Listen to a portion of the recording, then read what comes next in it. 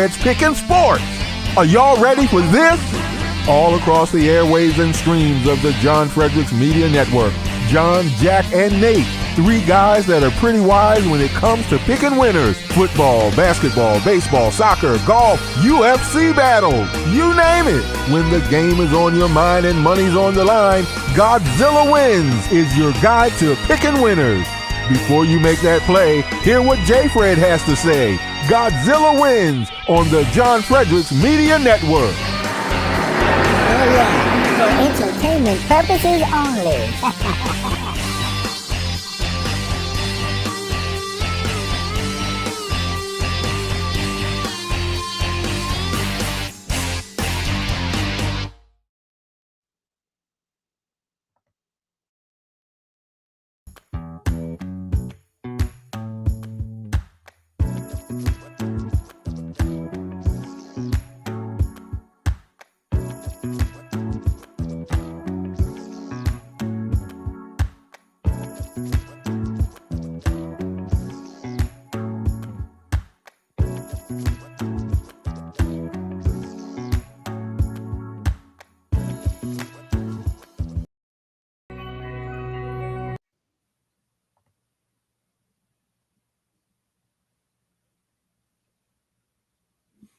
Good morning and welcome to the Godzilla Wins Saturday Pick Show. Sorry for the technical difficulties there. My dad and I are on right next to each other, so the Wi-Fi was acting up there. So here we are now. We'll see how this goes. This is the Godzilla Wins Saturday Pick Show. I'm your host, Jack Fredericks, alongside my father, the Godzilla of Truth, John Fredericks, and Dan Angel, senior editor for Godzilla Wins. Nate Perry will be joining us later today as we got an absolutely packed show today. Huge show. First hour, we're going to be talking a lot of NHL. Dan, some huge action last night. I think all four series now have been. No, we have one more series left, right? Edmonton and Vancouver. And the other three have been decided. So we'll talk a little bit about what the NHL playoffs are looking like going forward. And of course, we'll preview that Vancouver Edmonton game today, which should be a really exciting game. Then at the top of the hour, 9 o'clock, we got a lot of fun stuff for you. We're going to be joined by Daryl Wood and Nick Hahn. The first 30 minutes, talk the Preakness at Pimlico. We'll do about 30 minutes of Preakness stakes and give you some information on some of the horses. We do a lot of horse racing on the show, so that'll be a lot of fun. And then at 9:30, Jay Delsing joins us talking PGA Championship. A lot happening in golf right now. Weird day for golf yesterday. Really a watershed moment, I think, in the golf world for reasons that we will talk about, mostly because Scotty Scheffler got arrested in the middle of the night, which we'll probably start the show with here in a minute. But first, Godzilla Wins and all of its subsidiaries are for entertainment purposes only. If you have a gambling problem, please call 1-800-GAMBLER, 1-800-426-2537 in Colorado, Illinois, Indiana, Louisiana, Maryland, Michigan, Nebraska, Ohio, Pennsylvania, Tennessee, Virginia, West Virginia, and Wyoming. Call 800-327-5050. Visit gamblinghelpline-ma.org in Massachusetts. Call 877-G-HOPE-NY or text HOPE-NY to 467-369 in New York. Please gamble responsibly. Call 1-800-NEXT-STEP in Arizona, 1-522-4700 Kansas, New Hampshire, 888-789-7777, or visit ccpg.org in Connecticut, 100-BETS-OFF in Iowa, or visit opgr.org in Oregon. All right. You're listening to Godzilla Wins Saturday Pick Show. I'm sure Nate will be joining us here shortly. Dad, before we get started, we got to talk a little bit about one of our favorite sponsors of the show, a product that I use all the time that's going to be Healthy Cell. Now, I've been talking a lot about joint health and mobility, which we will talk about here in probably the next hour because I got a lot to say about the healing properties of joint health and mobility. But, last night we're in the hotel and I think we got back kind of late from Joseph's game, West Virginia TCU. West Virginia won the game 7-2. And we both were like, okay, well, let's take some REM sleep, hit that REM sleep. And I'll tell you what, it just knocks you out. Dad, tell us how people who need to get a good night's sleep can do so with Healthy Cell's REM sleep. Well, we got in here, I guess, about 11 p.m., right? By the time we had something to eat and came back. And we had to get up at 6, so we needed a solid 7 hours. And Jack forgot his REM sleep. He normally says he puts it in his shaving kit. He forgot it. But lo and behold, Dad's got extras all the time. So we both down that REM sleep. And I tell you what I was asleep within what? I hit the bed 20 seconds, you would say, or less. Yeah, absolutely. Under 30 seconds, I was asleep. And we both had a great night's sleep last night, got up, jumped out of bed, ready to go. And because the REM sleep puts you in the deepest sleep, and it's all natural. And I got to say, if there's it's now one of my favorite companies in sell, because everything is all natural. Everything is a gel pack and everything works. I mean, that's the other thing. It works. And it's not addictive, but puts you in the deep sleep. It supports all 4 phases of sleep. Best thing you can do, go to healthycell.com, healthycell.com/Godzilla, promo code Godzilla. Get your REM sleep today. You get a 3-month supply. And here's the other thing. It's really cool. I'll tell you why it's cool. Because you get 20% off just by putting in Godzilla Wins. Just put in Godzilla Wins and you are good to go. Godzilla Wins. I'm sorry, Godzilla. That's all you got to do is promo code Godzilla and you're going to get 20% off. And you go. healthycell.com/Godzilla, promo code Godzilla, 20% off. Get the best night's sleep you're ever going to get with Healthy Cell REM Sleep. All right. Now, like I said, you're listening to Godzilla Win Saturday Pick Show. We're here with Dan Angel. And, we're going to start the show, Dan, like we've been doing lately, and just talk a little bit about some weekly obsessions. So, Dan, why don't you go first here? What have you been obsessed about? Now, we are going to talk a little soccer, which I know you've been grinding on. We'll save some time for that. But if that's what you're obsessed with this week, go for it. I mean, it is my main one, but since we're going to talk about that, I'm going to go with the plight of the Florida Gators, and whether or not they will be eligible for the NCAA tournament. They managed to blow 2 out of 3 last weekend against Kentucky, both losses coming in extra innings. So now their season basically comes down to a 1-game shootout with Georgia. If Florida wins, then they're guaranteed no worse than a 500 record, which means they would be eligible even if they take 2 losses at the SEC tournament. If they lose, they go into the SEC tournament with a 500 record, and that means if they don't win it, they'll have taken at least 2 losses, so they would have to make a deep run to even be eligible. So given where this program usually is, threatening to make it to Omaha, the fact that they might not qualify at all is pretty amazing. So have you been on the road a lot watching this team? So I've been on the road, basically going between Tallahassee and Gainesville with a couple stops in Jacksonville. Most of what I've been watching has been Florida State, who has been very impressive. The Seminoles have a bunch of power through their lineup. Cam Smith and James Tibbs are very likely to be first-round draft picks. Both of them are excellent hitters for both average and power. Florida, I've seen a couple times in the weekend series with Kentucky, and their biggest problem is their bullpen is just such a weakness. I mean, Kentucky wanted to get into the bullpen during that series. They did it twice, and Florida just wasn't able to get the outs they needed. Florida has a ton of power in their lineup. Jack Caglione is one of the best hitters in the country, but they've also suffered some injuries. Ty Evans got hurt in the series against Kentucky, and he's now done for the year, and he was Caglione's protection. So without him in the lineup, Caglione got walked intentionally 4 times in one game in that Kentucky series. So I think he's at 28 homers on the year. I think he's second only to Georgia's Charlie Condon. So, and he can pitch as well, which he is going to do today. So that's going to be very interesting to see how that matchup turns out between the Gators and the Bulldogs.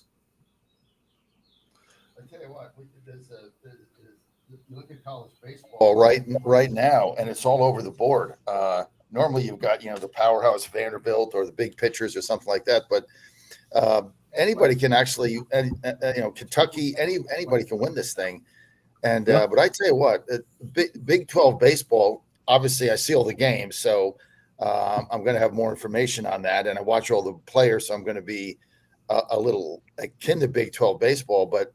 That tournament coming up this week in Arlington, which we're going to be at, is really going to be a barn burner. I mean, Oklahoma's the favorite, but I mean, we beat Oklahoma 2 out of 3 in Oklahoma, so we can beat them. And you look up and down this Big 12 standings. Any of these teams can win this tournament, and don't count out Cincinnati either. I mean, they're tougher. They had the toughest schedule of anybody. and that the top two teams get a bye. Looks like West Virginia likely not to get a bye, even though we had the win last night. We're behind two teams going into the final game of the season. That's tonight, Texas and Oklahoma State. But that Big 12 tournament, guys, anybody can win that. It's going to be fun. Starts on Tuesday, and they play it at Globe Life Stadium in Arlington, right? Arlington, where the Rangers play. So I have to endure the pain of going into Arlington Stadium for 5 days and seeing the Rangers World Series flag hanging there. So I'm going to suck it up, and I'm going to deal with it, try to block it out of my mind. But sometimes in life you just have to go through trials and tribulations and a little stress, and I will find that highly stressful. But maybe the first time I go in, I'll have a nice vodka tonic, and I'll be good to go. Reduce. Yeah, what a stressful life you live watching your son play Big 12 baseball in Arlington. Around the country. The stress of seeing the Texas Rangers World Series flag hanging over my head. That's what the stress is. Watching baseball is fun. I don't have any stress at all there. I'm one of those fathers. I have zero stress. It is what it is. And but it's going to be a lot of fun. This whole college baseball tournament. You mentioned Florida, Dan. I mean, there's a lot of at-large bids with teams that are going to be right in the bubble. So that I guess Monday at noon when they pick those, I mean, there's going to be some very happy teams and some very disappointed teams. Because, that's why Florida's situation is so interesting to me, because the Gators' RPI and their strength of schedule is so high that if they're eligible, they're almost certain to get in. Like they'll be one of the last 4 teams in the field probably, but if they're eligible, they'll make it. But if they're under 500, they can't go. Well, that's the rule, right? Isn't it like it's like college? It's like college football. Yeah. You have to win 6 games to get in the bowl, so you got to be under. So they got to win what? One of the next two games because they won last night, right? So they're right at they're 1 game over 500 right now. So they have to beat Georgia to ensure that if they take 2 losses in the SEC tournament, which is going to happen unless they win the thing, that it won't knock them back under 500. If they go to Hoover with a 500 record, then they'd have to win at least 2 games in the SEC tournament to even have a chance. Yeah, that's a tough tournament. And the other thing is we don't know where any of these games are. I mean, we've got all the projections, like they're projecting. First, they said West Virginia was going to Kentucky as a number 2 seed. Now they're saying they go to Charlottesville, and Virginia is a number 2 seed. Who knows? We don't know anything until these tournaments play out, because a lot of strange things can happen there. Absolutely. I would guess you're probably going to Charlottesville, but that's just a guess.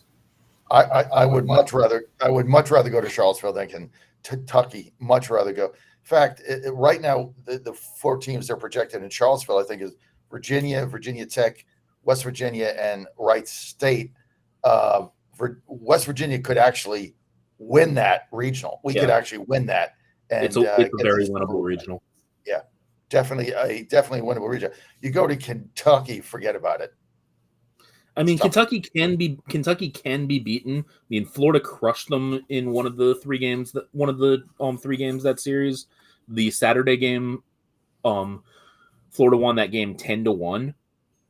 Like, Kentucky's big problem is that the Wildcats will sometimes run themselves out of an inning. They are aggressive on the base paths, but sometimes they get too aggressive.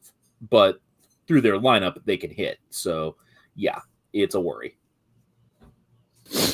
I think West Virginia will be fine. I mean, even watching them last night was sort of interesting. That their best player, J.J. Weatherholt's been hurt for most of the year. He hit 2 home runs last night.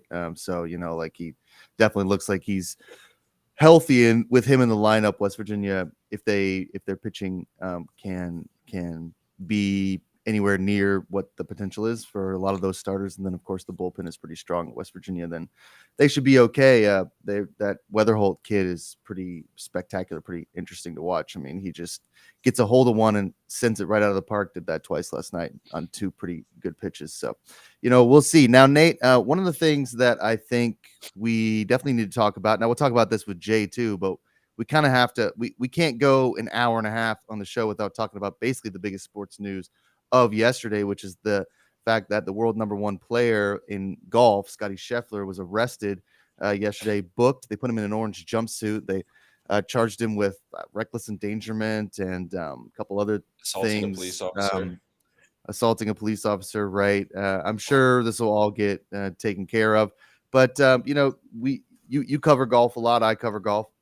We'll talk about it with Jay, but just explain to anyone who hasn't been following along what's going on with Scotty Scheffler and why this is such a major news event.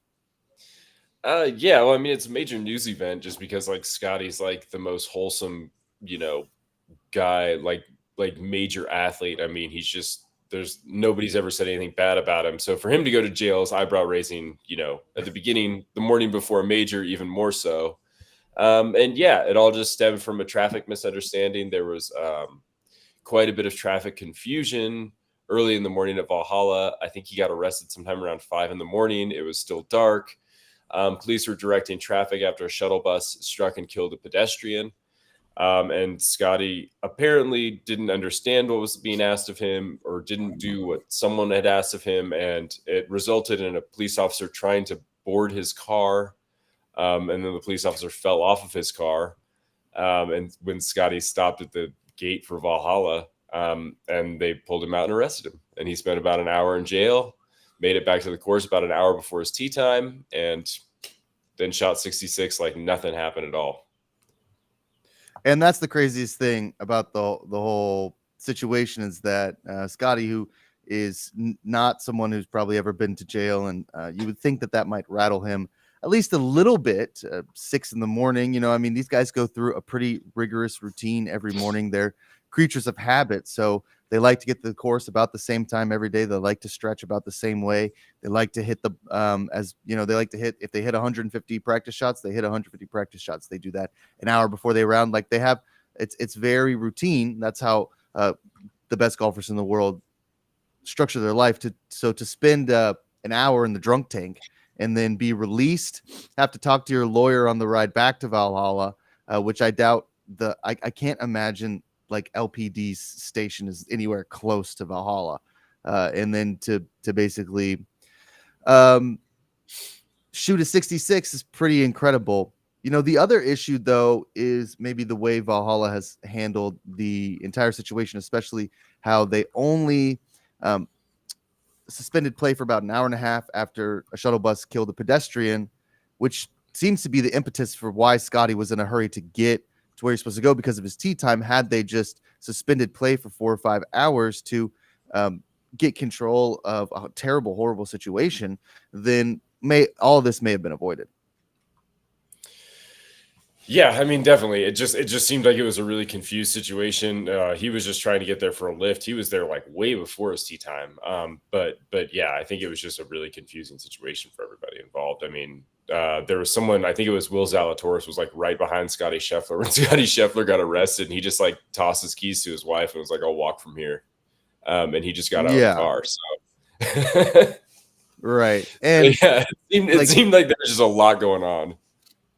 Yeah, and look, Will Zalatoris is a famous golfer, but Scotty Scheffler can't walk like to the course. Like that just can't happen. Like he's got to get right up to the clubhouse in a car in order to make that work. So I mean, it seems like maybe the cop. I don't know if the cop overreacted. Probably sounds like he maybe got a little adrenaline going. I certainly understand that feeling, having been a bouncer, and then also as like a teacher. Sometimes you got like a lot of power as a teacher, which teachers don't like to talk about, but it's true. Like it's just you in the classroom and a bunch of kids. And so if you send a kid to the office, it's like their word against yours, and your word always wins because you're 35 and they're 14. They just don't win those fights. And so sometimes your adrenaline really gets away from you, and you make possibly like an impulsive decision about punishing someone who may not have done anything wrong. And I guarantee that's what happened here. I mean, certainly as a bouncer, I also remember the adrenaline becoming a little too much for me to handle at times. And that wasn't always a good situation. Now, I'm not a police officer, so it's a little bit different there. But yeah, I think I just, maybe these guys should like ask for ID or something. I mean, like, he's pretty famous here, so I just Yeah, you know, and well, that was everybody one of the questions they asked in the presser. They were like, "Are you like?" They were like, "Did you ever tell him you were like Scotty Scheffler?" And he's like, "Well, no. I just like told him that I was like trying to make my tea time when they asked what I was doing." And, Yeah. When we had Jay, who was on the Pro Golf Tour, Jay going to be on a little bit later. When he was on a Friday, he said, Nate, he said that had happened to him, right? Where, you know, there's an accident, but you're trying to get to your tee time. You're playing professional golf, right? You have to be there at a certain time. Like the cops, he'd go on the shoulder and cops would stop him with the lights and they'd say, "Hey, I'm going to the thing. Here's all my PGA stuff." And they'd be like, "All right, go ahead." And then they let him go. But it seemed like in this particular situation, I guess that particular officer, maybe he had a bad day or something, but it seemed like it was a little over the top to a certain extent. But Jack, I could certainly, when you came, well, I saw him come yesterday. I picked him up at the airport. I'm like, yeah, this guy. Now I see why you were a bouncer. I mean, he's been working out. He looks like he's a phenomenal build. I wouldn't want to be messing with you in a bar, Jack. I can tell you that right now. It's definitely got the bouncer look going.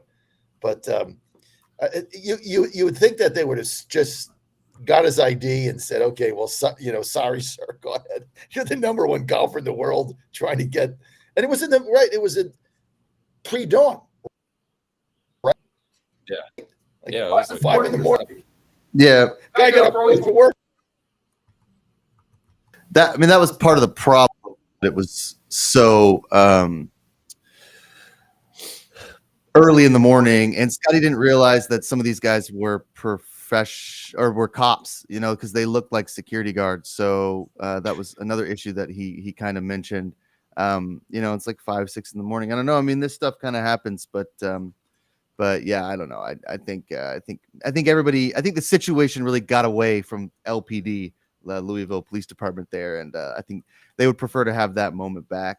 I'm not sure that the cop who arrested him or any of those cops really even would have known who Scotty Scheffler was. But I get it. Like, you're a cop and you're just like, you know, like you're just with all these famous people in your head, you're thinking like, no one's going to get one over on me. Like, I'm not going to be treated like dirt. Like, I'm a police officer, you know, and then some guy like drives through the cones and you're just like, "Hey, you know, come back here." And then once you cross the threshold, like, you're there, like there's no turning back or you look like an idiot. So, well, I mean, just have to, like, you can't your jump on the heels side of a car, fall off, and then not arrest him. That was never. Yeah. You got to go all the way at that point. Jumping Trying to board his car, got to like, be you know, like classic. Jumping on his car. Maybe I don't know what. I mean, why you would jump on his car, I don't know. But he's got his mugshot, and now he's more famous than ever. Now, if he was smart, he'd get one of these T-shirt companies. Like, what's the big guy that sells the T-shirts in his right? He should have a deal with John Daly. Daly can make the T-shirts with his mugshot, have a nice saying on it. Daly could sell them right on his RV. The Daly would make a fortune, wouldn't he? Mugshot, I think it'd be great. I think considering Scotty Scheffler makes roughly $3 million like a weekend, I don't think he needs to get into the T-shirt printing business. Daly making the money. Daly should make the money. I mean, he's the one outside in his RV, so he can make a fortune. I mean, his mugshot is public record, so he doesn't even have to get his signing right? It's just a matter of public record. There were already a lot of shirts out there when Scotty was playing. Yeah, but getting a mugshot, that would be, you know, that would be the shirt. So when do we do our rants? Because I'm ready to go. What rant? We don't even. That's not a thing. Yeah, that's not a segment. A weekly rant. We've never had that segment. What do you want to talk For about? some, it may be a For good weekly reason. obsession. For rant. John, it's a weekly rant. I vote weekly rant. Let's go. Okay. Oh, So dear. you get up today. Houston is taken. All the abuse. You get up today. We're 5 games under 500. We're fourth place. So the horrible start, worse since 1969. All the pitching went down. Everybody's hurt. Breu's gone. He's in like the Astros spring training facility. Got Singleton playing first base. All the disasters, all the disastrous stuff. And here we are, 19th. You get up today. We're 5 games under and 4 games out of first place. I mean, the gods are with us because this team should have been 15 games out a week ago. They're only 4 games out today. They've won 6 in a row. They're going to sweep Milwaukee. They got Verlander tonight. And, all the panic that we had in April and May, all it took was Oakland coming to town. For the Oakland A's, bailed us out. All it took is for Oakland to come to town, winning that 4-game series. And now we're only 4 games out. So here's the deal. We're ready to go. Sweep the Brewers. There's my rant. Nate, you want this one or should I take it? You take it, Dan. John, all that stuff was coming from you. Like I was here preaching being calm about the Astros, and you're over here basically claiming the sky has fallen, calling them the Disastros, and now a winning streak over the A's, and you're right back on the bandwagon. Yeah, he's having some internet issues, so he just logged off. He's going to log back on in a minute. But that's what he does. He creates a narrative, and then he says that the narrative came from someone else, so that he can then debunk the narrative afterwards. So, Yes. He's got this whole thing about the Astros where like everybody's against them, which is like not true. They're just a sports team. Like they're not Right. like no. And then Nobody when we even get to cares football about season, them. when we get to It's the football same thing season, with the- everyone loves the Colts. Remember? Yeah, and he was trying to tell me yesterday, Yeah, right. about the Titans. He's like, the Titans are going to win like 12 games. It's like, in what world are the Titans winning 12 games? Like, can you just not? Where they expand the schedule to 50. Yeah. Yeah, he's like, yeah, the Titans, they're going to be really good. They have a rookie quarterback and a coach that doesn't know what they're doing. They're going to win 12 games. Like, no, they're not. But thanks for the rant. That wasn't in the run sheet. I'm glad that we got to fit it in. Yes, the Astros have won more games this week than they usually win. So they're only 4 games out of a weak division. And when we get to the summer and there's nothing to talk about, we'll talk all you want about baseball. There's Euro right now, 2024. Don't just miss that. yeah, that's true. So A lot of right now, though, we international want to here. move a little bit to the NHL. But before we do that, I want to talk, Dad, about Newfound Thread, and you can help me with this live read as well because you love these pants so much. I had them on last night. I wear them all the time. I know you wear them too now. These pants, which are the 5-pocket pants, these are some of the most comfortable pants I have ever worn. They're so comfortable. They fit really nicely. I wear them all the time. They hold up well in the wash. And I'm so glad that they're one of our sponsors now because this is a product that I really like to talk about and sell. I want people who listen to the show to go to newfoundthread.com. I believe that's the website, newfoundthread.com, and buy these 5-pocket pants. And if you're a little scared away from the price, which to be honest with you, like they're a little pricey, like $135 is the retail for the pants. To be honest, like it's worth, I would pay $160 for these pants. Like that's how good they are. But we have a promo code for you, so you don't have to pay $135 if you like these pants and you listen to the show. Dad, what's the promo code we can use here to get a little bit of a discount on some of the best pants I've ever put on? Promo code Godzilla is going to get you 20% off. Bring it down to 107. So we both went to the game last night in our Newfound Thread pants. We were looking great. We had lunch with Joe. He had his Newfound Thread pants. So the great thing about these pants from Newfound Thread, they're so comfortable, they look so great, is they're multi-generational. I mean, where do you get a pair of pants for guys that you got, the 66-year-old father with him, then you got the 34-year-old millennial with him, then you got the 20-year-old Zoomer with him. All of them love these pants in my family, and it's not because they're just a sponsor. It's like they want them. when Jack's birthday came up, Mom said, "What do you want for your birthday?" He said, "Another pair of newfound thread pants." I got Father's Day coming up. She said, "Father's Day, another thread pants." I love these things. The thing is, you just hang them up. You just hang them up and you put them on the following day. Fabulous. Wear them a couple of times, throw them in the wash, throw them in the dryer, hang them up. It's like they came out of the cleaners. So you're actually, the money you're going to save from not taking them to the cleaners is going to pay for the pants in 12 months, basically, or 15, or however much pants are, like $10 to get. You don't have to do that. These are the best pants you're ever going to, and they make a phenomenal Father's Day gift. Just go to newfoundthread.com, newfoundthread promo. I love these pants, and you're going to look great. You're listening to the Godzilla Wins Saturday Pick Show here. Where are we? We're in Fort Worth. Dad and I watching West Virginia play TCU. Listen, shout out to Fort Worth, Dallas for hosting us this weekend. I know they were all ready for us. I don't know about Fort Worth. It's a city. I was walking around this morning trying to find coffee. Nothing was open. It's not exactly New York City here. These guys don't get up that early. I finally found a Starbucks, but I feel like this was Fort Worth specifically was a town built and designed by real estate agents. That's what it feels like. It's just a bunch of real estate agents were like, let's have a town. And you know what we need? A virgin olive oil store. Like, why? Why do we need a virgin olive oil store in Dallas, Fort Worth? Like, what is that? Like, who's making like incredible Italian food in Texas? And then yeah, right. No, he didn't live in Texas. And then, then I walked past, like, Dan, I kid you not, I walked past a piano store. Like I've never walked past, like, literally, like, grand pianos in a store. Just like, hey, come on in and spend $30,000 on a piano. I'm just trying to get coffee.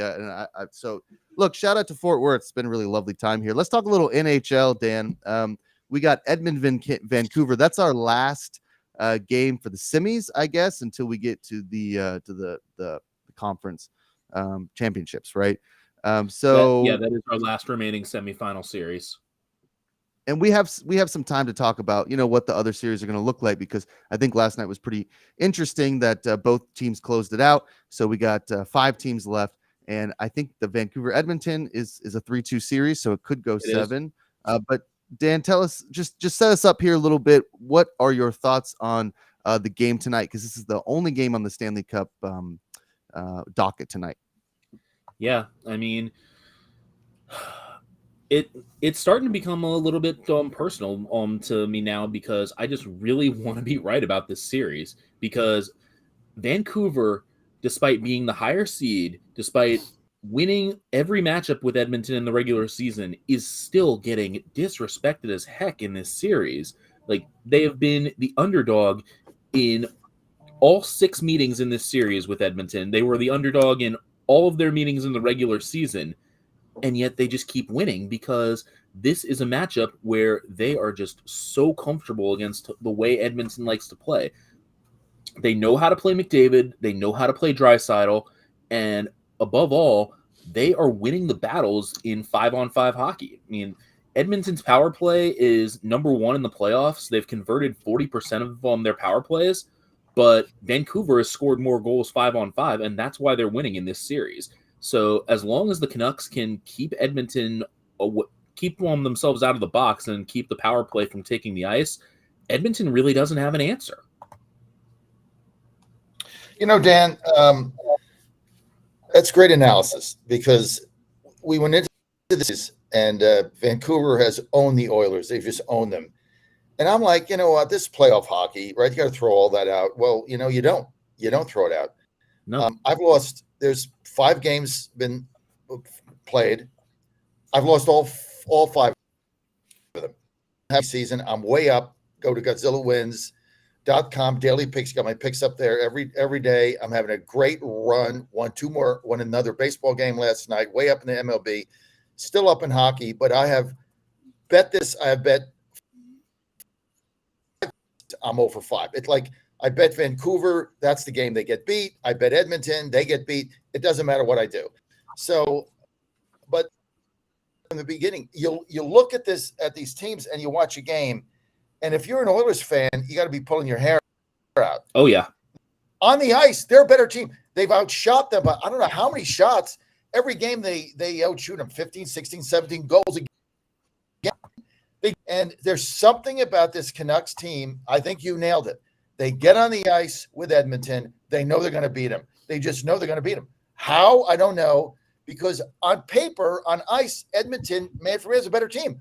But they just can't beat this team. Is it going to go 7? I don't know, but it's been it's actually been a very fun series to watch. If you're not betting on the loser like I have, it's a great series to watch. If you're betting on every team that loses, it sucks. But just bet Vancouver plus 1.5. That hasn't failed the cash this entire.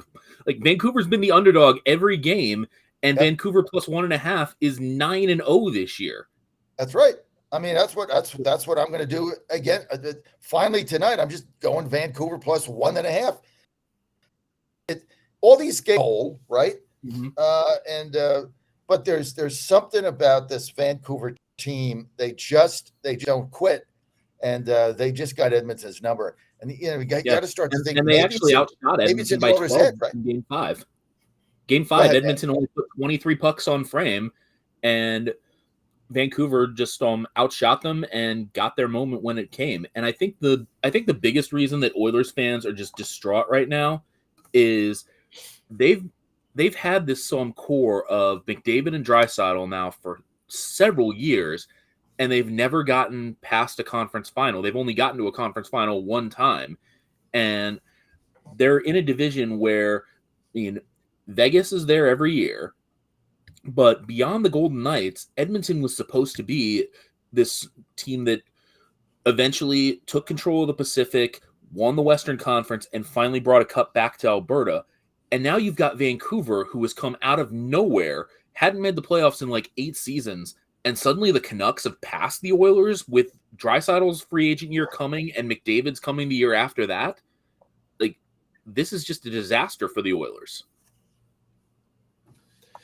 Seems to be that. Yeah, I mean, it seems like we talked about this last week too, and we were sort of just like discussing the series, and like Dan said, just to reiterate, both of us were sort of like, man, it seems like Vancouver shouldn't be this big of an underdog, right? And then all they've done is just keep winning as underdogs. I mean, if you just played them straight up, just money line at plus money, you're doing great on these 3 wins because, some of these have come when they're plus 170 as underdogs.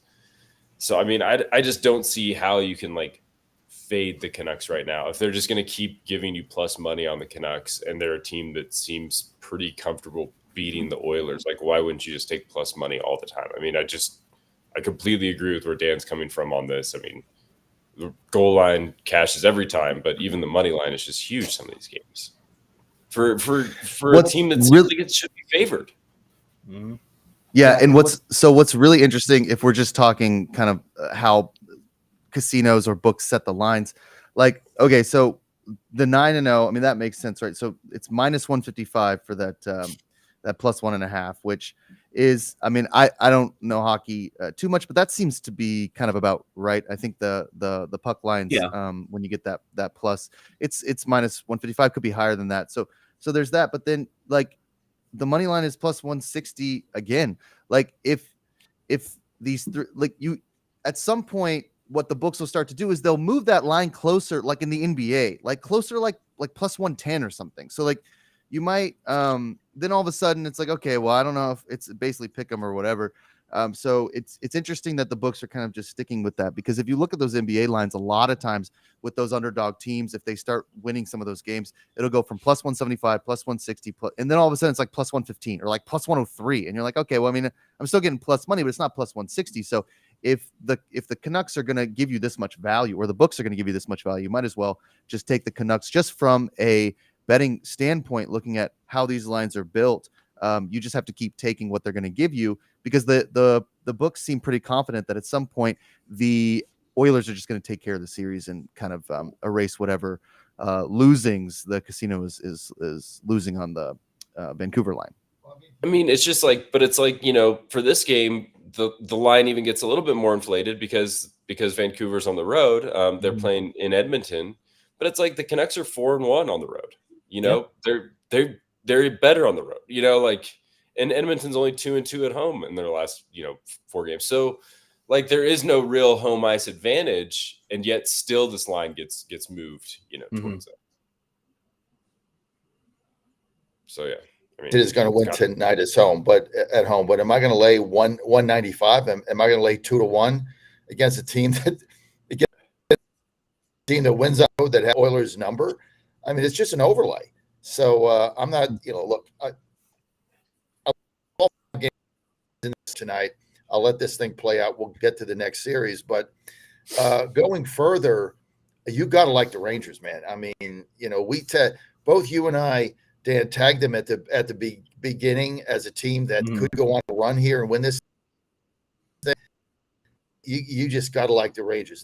There's something about this team. They're relentless. They're relentless on both ends.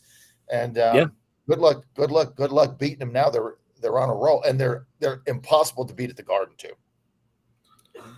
This is Dan, I'll set you up for this. This is kind of an interesting series, the Panthers Rangers here.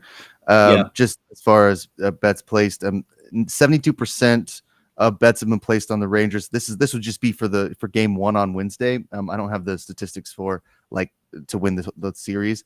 So that's gonna be money line, 72% on the Rangers, 58% getting +1.5 for the Florida Panthers, and then the over at 5.5 goals. So that 81% of public money is on that over for that first game. That's going to be Wednesday night, Panthers Rangers. And just as someone who just follows hockey, I think like Nate, casually, I mean, you have to kind of like how the Rangers look coming into this series and kind of how the Panthers, I wouldn't say they limped into this series, but definitely didn't look as good as the Rangers. I don't know, Dan, if you see something else. I don't know if that's true.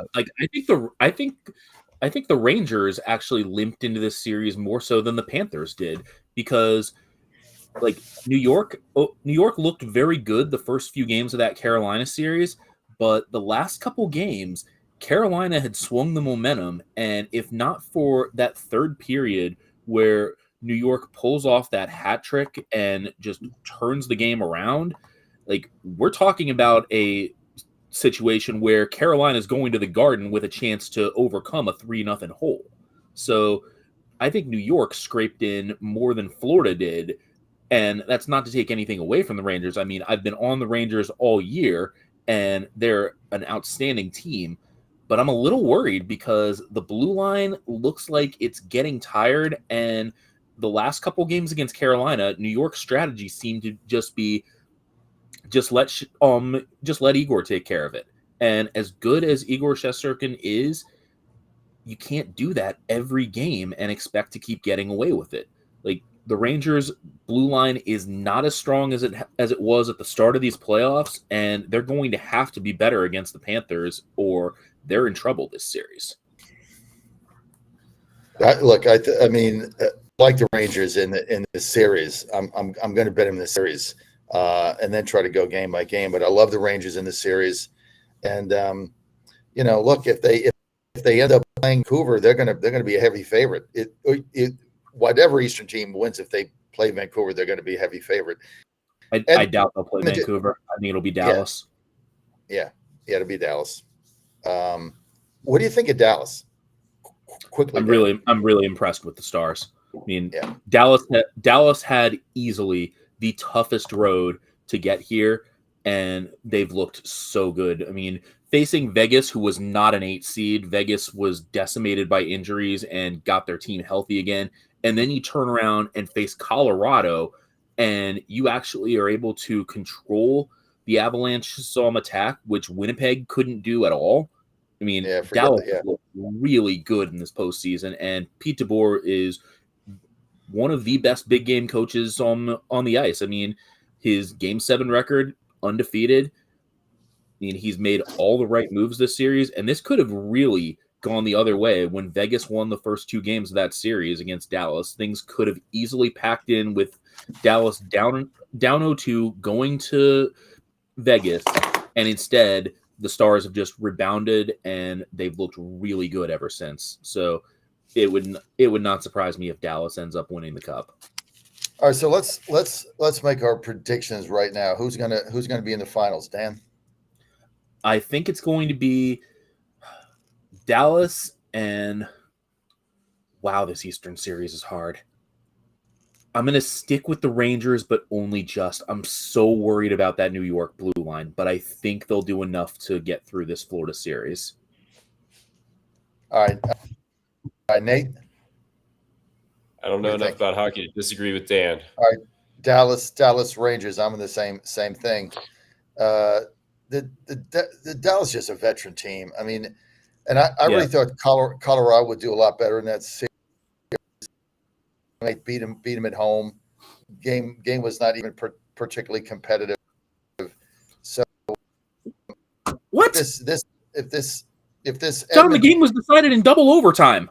I mean, the last game which they beat him, not the double overtime. Okay. The game they beat him before that was not Okay. close.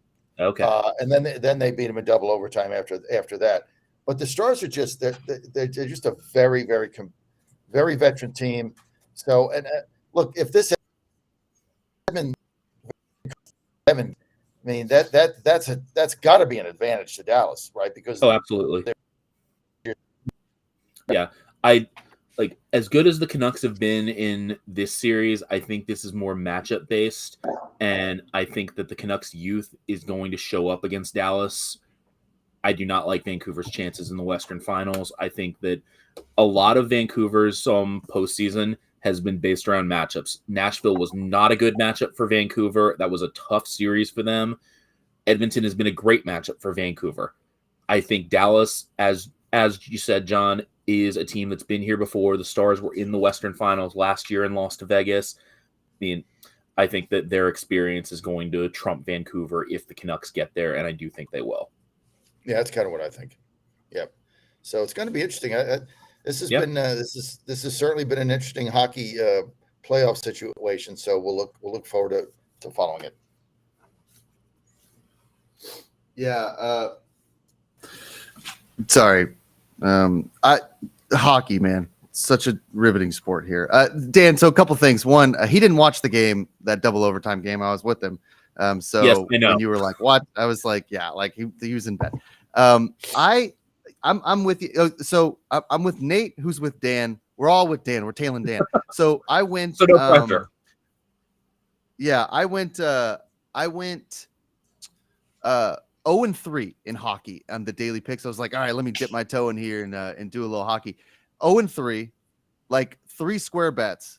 And then I was like, all right, well, let me just tail Dan. And so then I just, whatever game you had chosen, I was like, all right, I'm on that.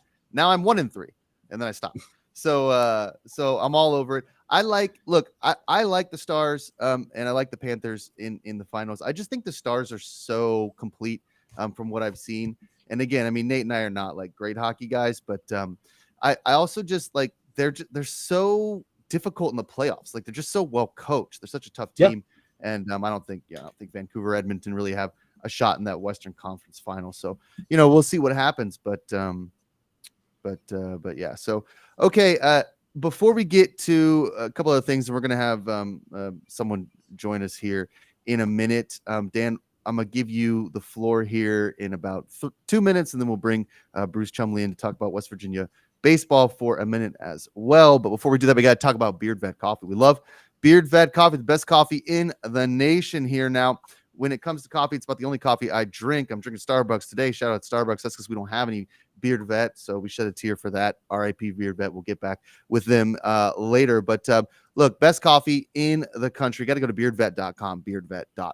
Put in the promo code Godzilla, get 10% off all of your coffee needs, and they'll give you pretty much anything that your heart desires. If you like the flavored stuff, a lot of people like the flavored stuff. They got the flavored coffee. You like the ground, the finely sort of ground coffee. They got that. They got the K-Cups. They got the whole beans, and reasonably priced coffee for a great a great value, for a great taste. And then, of course, you get that 10% off with the promo code Godzilla. Ships immediately, gets to your house in about 3 days. So go to beardvet.com. That's beardvet.com. Put in the promo code Godzilla, 10% off of your coffee needs. All right, Dan, I know you've been writing a lot on the site here about some soccer and you got some soccer parlays.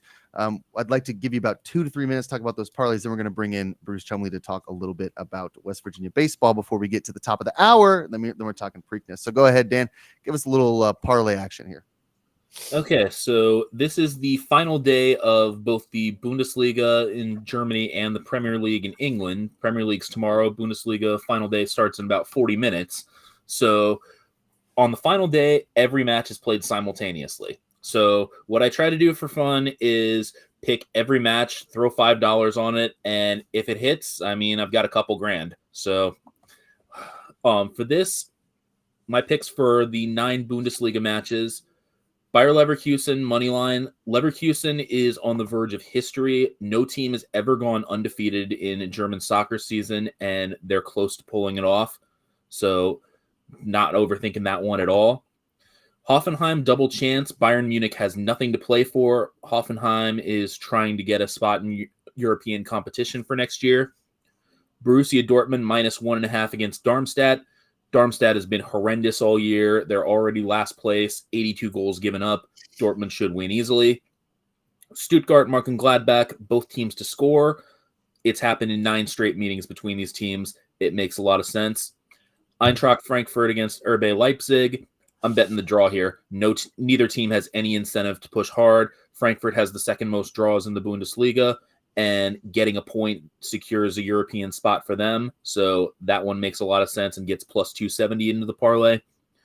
Union Berlin against Freiburg. Taking Union, draw no bet. Union has frustrated me all year. I'm hoping to God that we win this match and avoid the prospect of relegation. So we'll see. Werder Bremen against Bochum. Bochum has basically looked finished ever since February, and Werder Bremen actually has a chance to get back into European competition if a lot of results go their way. So they're basically just going to go all out and hope for the best, and taking them to win is plus money, so that makes a ton of sense. Heidenheim against Cologne. Cologne is desperate. Heidenheim has really been just average, but Cologne only has 1 away win all year, so I think this is going to be the draw that helps nobody, and that's the way I'm playing that one. And finally, Wolfsburg and Mainz. Mainz needs just a draw to secure a spot in the Bundesliga for next year, so I'm playing the under. Neither team has any incentive to push. So that parlay comes out at plus 54,084. So that's pretty good money if you can pull that off. And then the Premier League is 10 matches. We probably don't have enough time to go through all of them. The 2 big ones are Arsenal against Everton and Manchester City in their final match with West Ham United. Those are the 2 teams that are playing for the title, and I've got both of them winning. I've got Arsenal win to 0, Manchester City -1.5, and find the other 8 up on Godzilla wins. So hopefully one of these hits. Well, listen, Dan.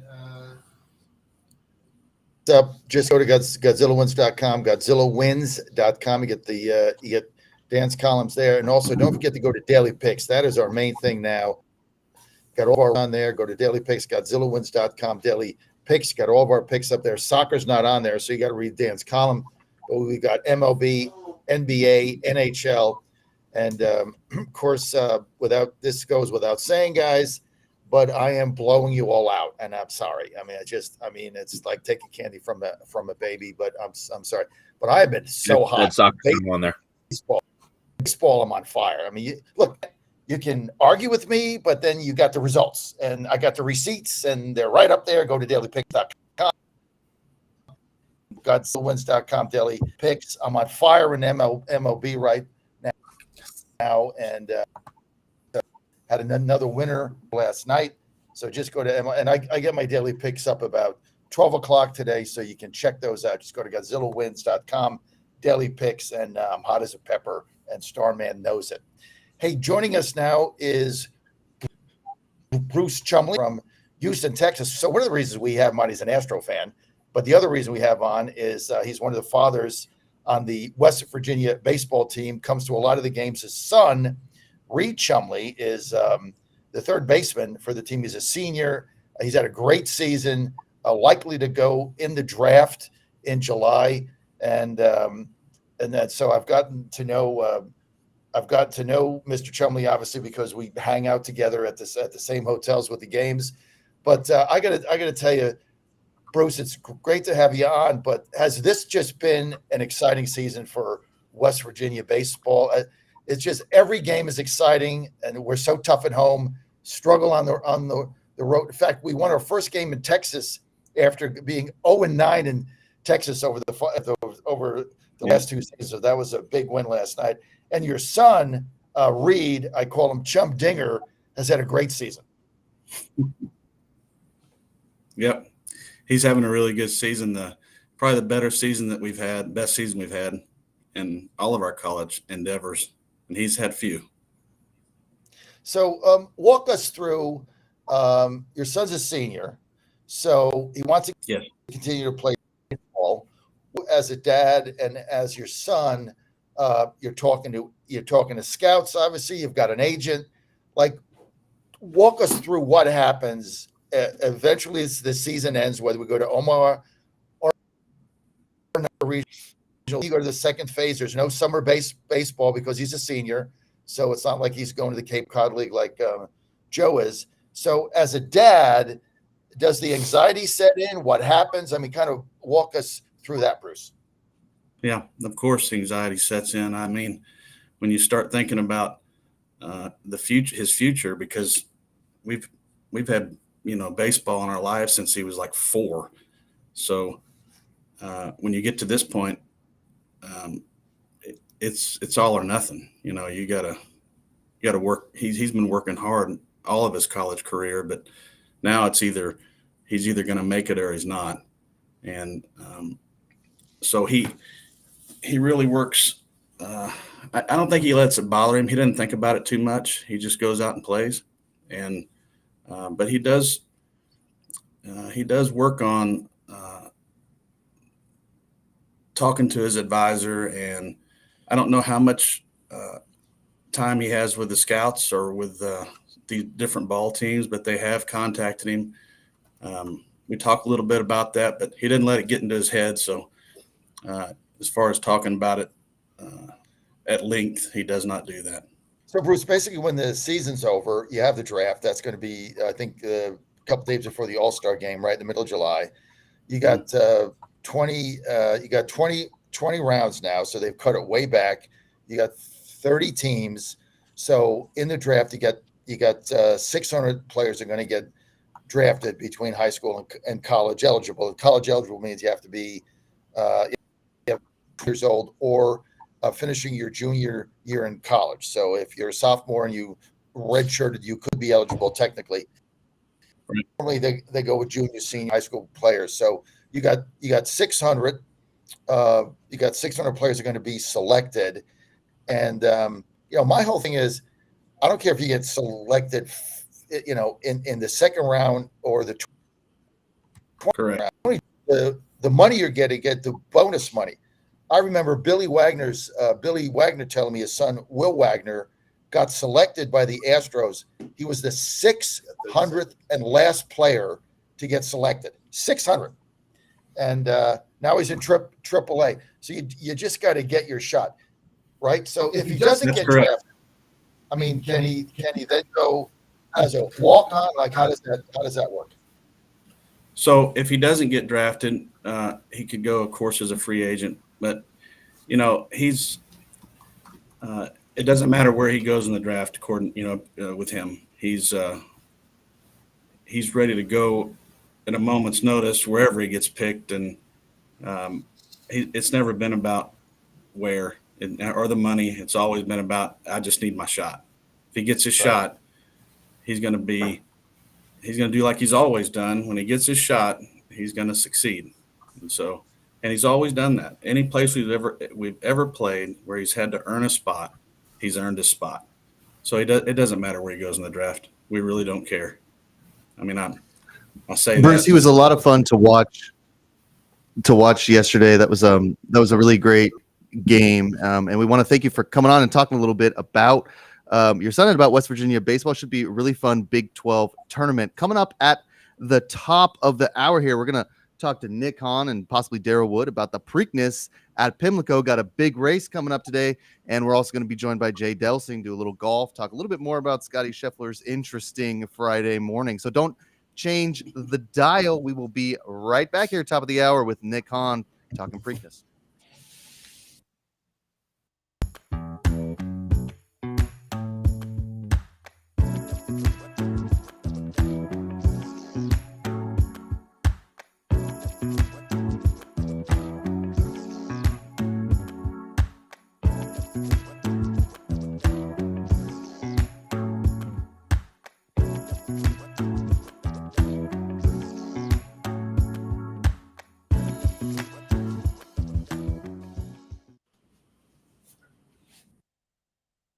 Listening to Godzilla Wins on the John Fredericks Media Network. For a deeper dive without the jive, visit the website of winners, GodzillaWins.com. Let's get back to the show with the guys in the know, John, Jack, and Nate. It's Godzilla Wins on the John Fredericks Media Network.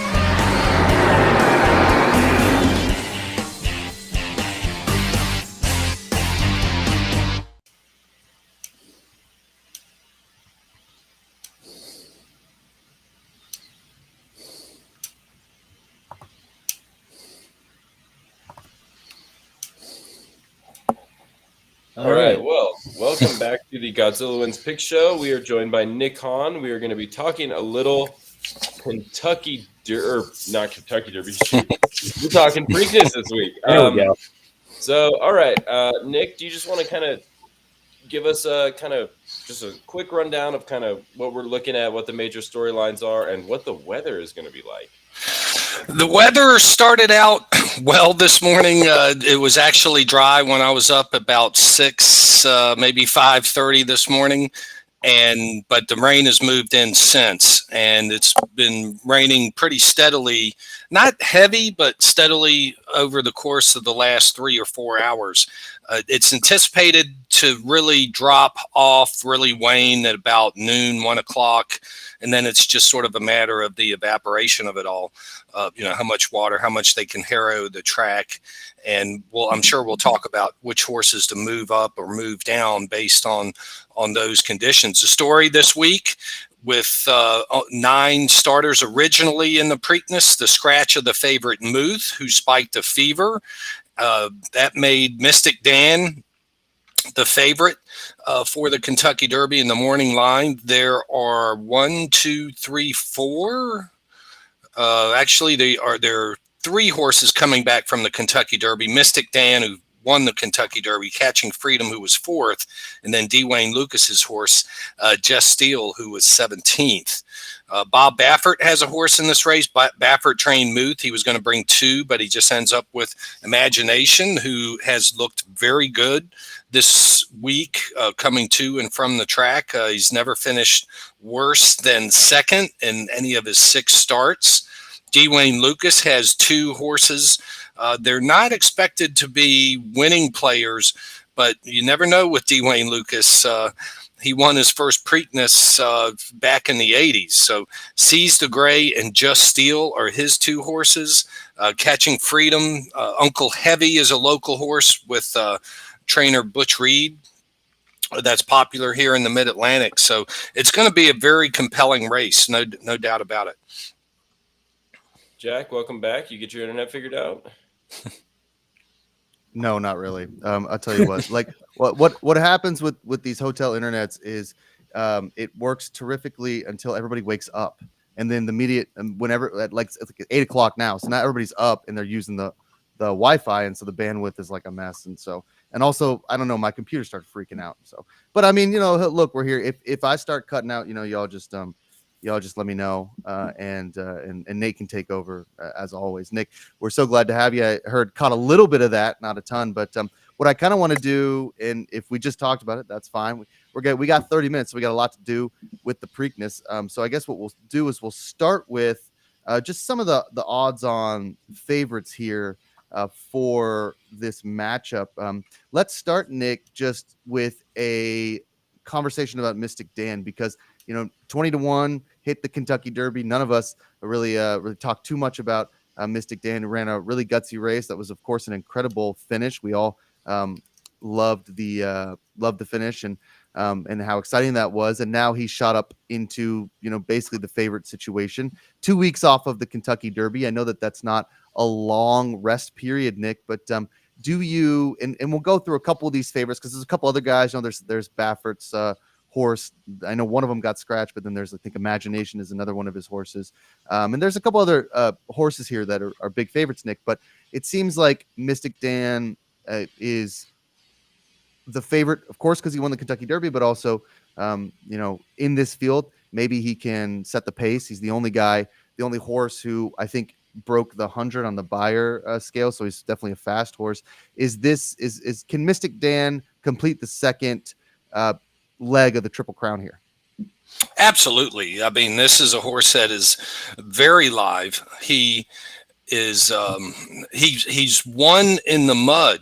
So if the condition does deteriorate out there, his best race was on the mud at Oaklawn Park in Arkansas, where he ran a 101 Beyer and won by 8 lengths.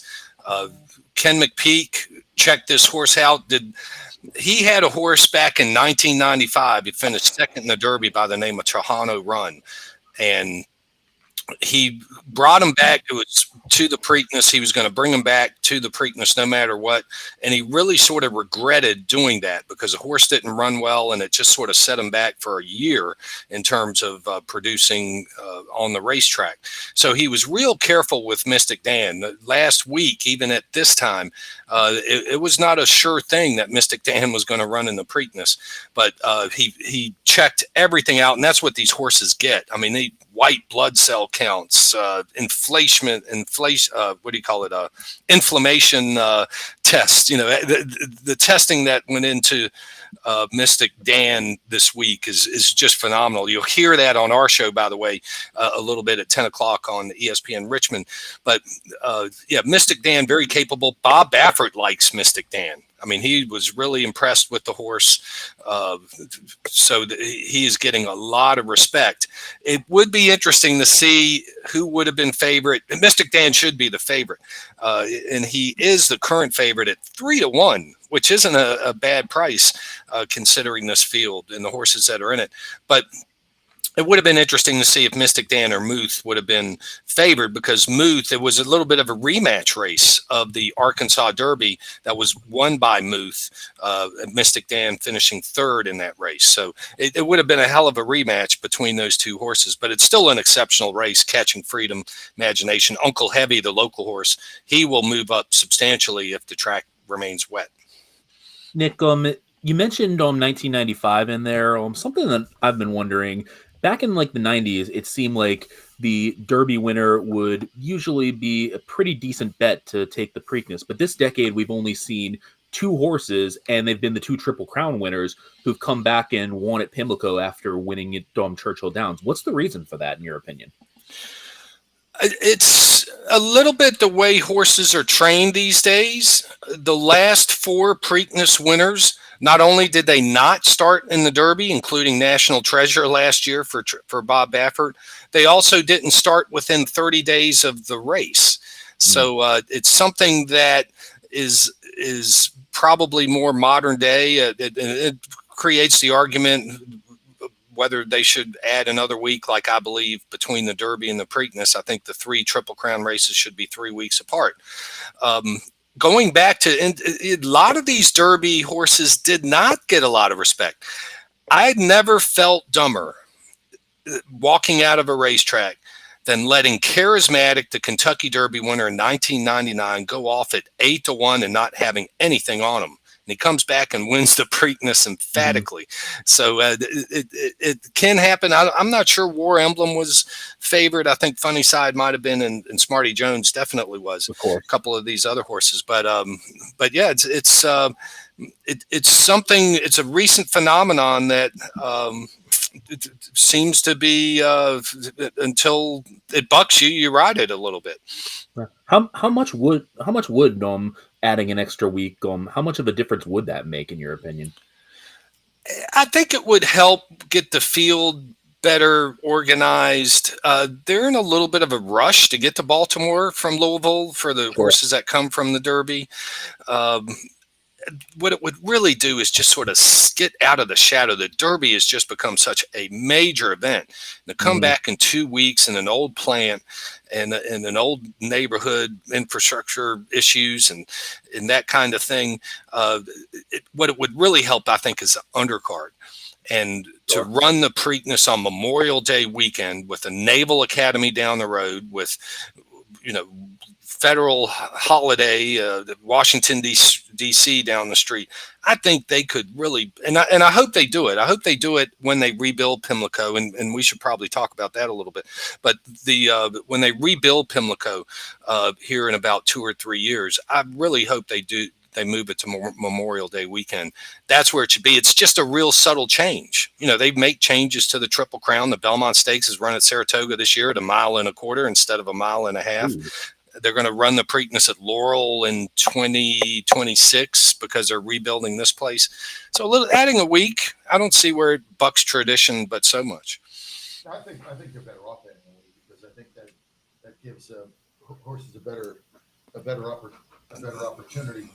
Tough to hear, John. Oh, there we go. John's muted, I think. He's not muted. It's just really tough to hear him. Sorry, how's that better? Sorry, how's that better? Yeah. Okay. I hit the wrong button, but look, I like the 3 week situation.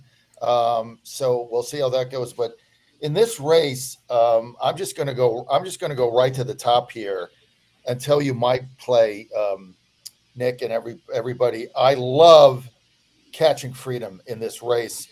I at 6-1. He got bottled up last time. That race, that Kentucky Derby race, I mean, it was just crazy, right? You had the one that I thought would get out early, and as soon as he didn't get out of the gate, he was gone. And I guess what they had to do with Fierceness, who I thought was the best horse in the race, they were afraid he'd get shuffled around. They shot him out to the top. He got wasted, Nick. That was the end of that. But if you look at Catching Freedom in this race, I mean, he ran a strong race in the Derby. It was a strong race, and he just got bottled up, and he was closing at the end.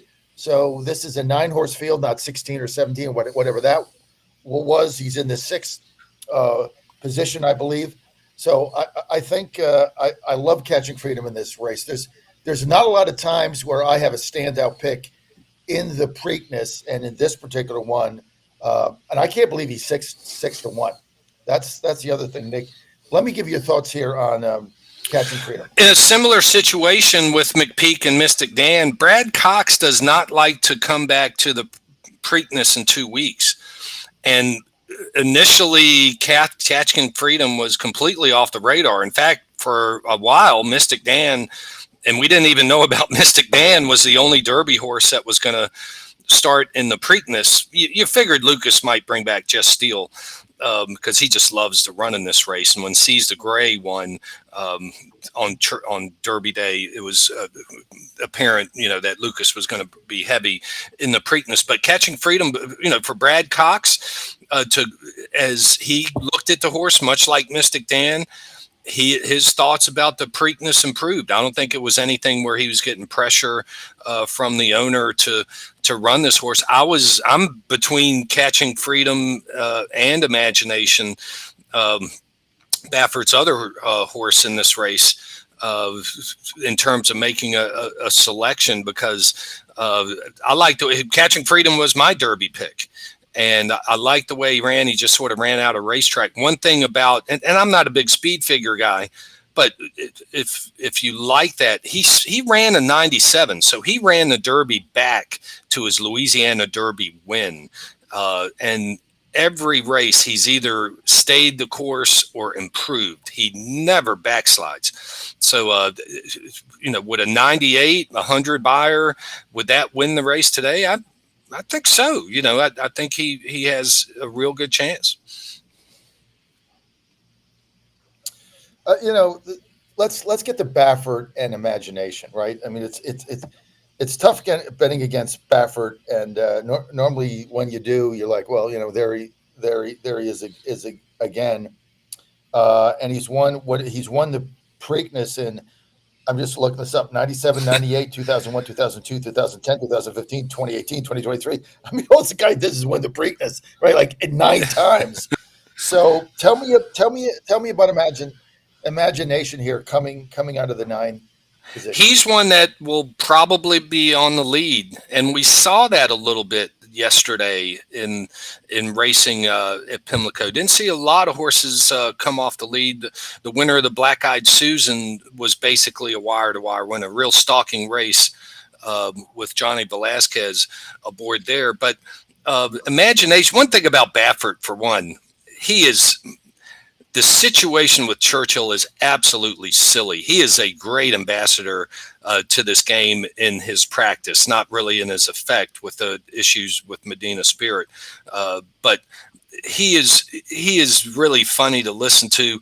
He loves to rib the trainers. He does it with a lot of respect. He went down and personally, sat down with Lucas yesterday. The one thing about the Preakness is the stakes barn has all the horses, so you're not wandering all over the racetrack.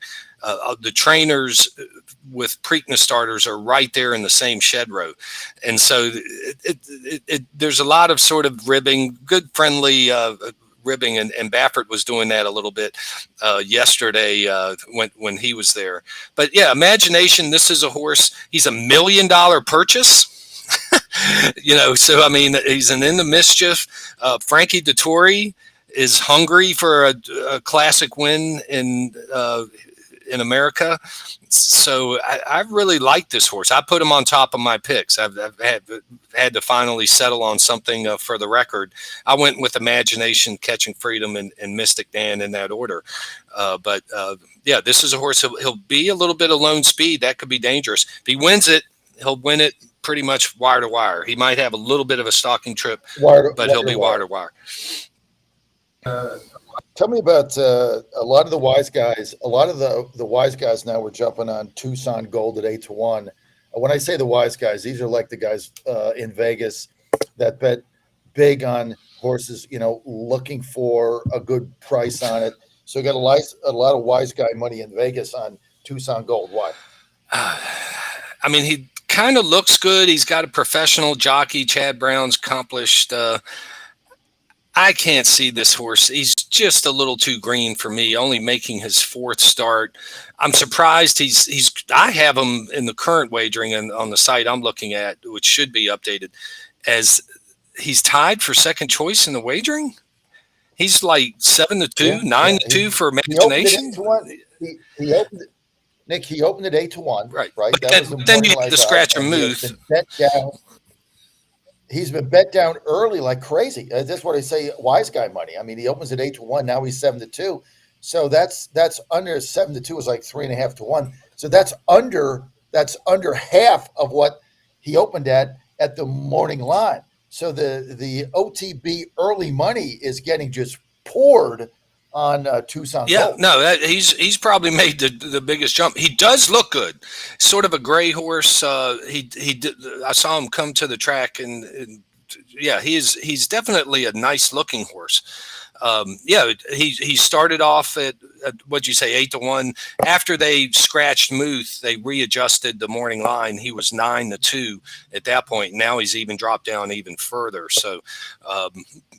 I just don't see him as a winner, but he does fit that. There are a couple horses that fit that recent trend, and Tuscan Gold is one of them. Imagination is one of them. Uncle Heavy is one of them. Mugatu is another one, but I don't think that horse stands a chance. So if you believe in the rested non-Derby starter, that's where maybe Tuscan Gold does fit the mold. Nick, you mentioned Mugatu, and there's some of these guys who I think some of these horses in the longer shots, I guess, the 20-1s, 15-1s, etc., who might, if you're thinking about a trifecta or exacta, you might, okay, like let me throw this, maybe throw this horse into my 3rd spot or something. But it seems like Mugatu is one of the only ones where, I mean, 20-1 even feels short for me, he seems like almost like a vanity horse here. Like the owners just wanted wanted a horse in the race. I mean, it doesn't seem like anyone is talking about Mugatu as a horse that can even really show. Whereas, Uncle Heavy, and we could talk about Uncle Heavy and maybe Seize the Gray as horses that if you want, or Just Steel, if you want to throw them in that 3 spot, maybe they show up and you've got some good odds on that. But it seems like Mugatu just doesn't have a shot here with this eight pony field. Yeah, one thing about the Preakness, it's an 8-horse field.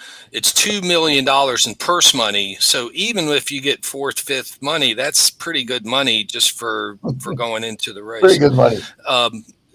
Uncle Heavy gets a Rad Ortiz, leading rider in the country, ESPY winner, Eclipse Award winner.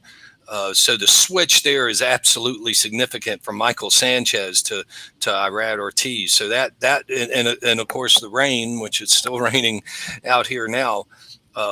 Incidentally, just as a complete aside, the hotel I'm staying at is in a place called Locust Point here in Baltimore, and I'm not far from the wreckage of the Key Bridge. So looking out the window and seeing it's kind of closed in now, but this morning there was a beautiful sunrise over the Key Bridge and the dolly that was out there. But yeah, Uncle Heavy getting the rain and getting Irad Ortiz, that's one you want to sharply move up. And then Just Steel, Lucas has won this race many times. Justify, his sire, won this race.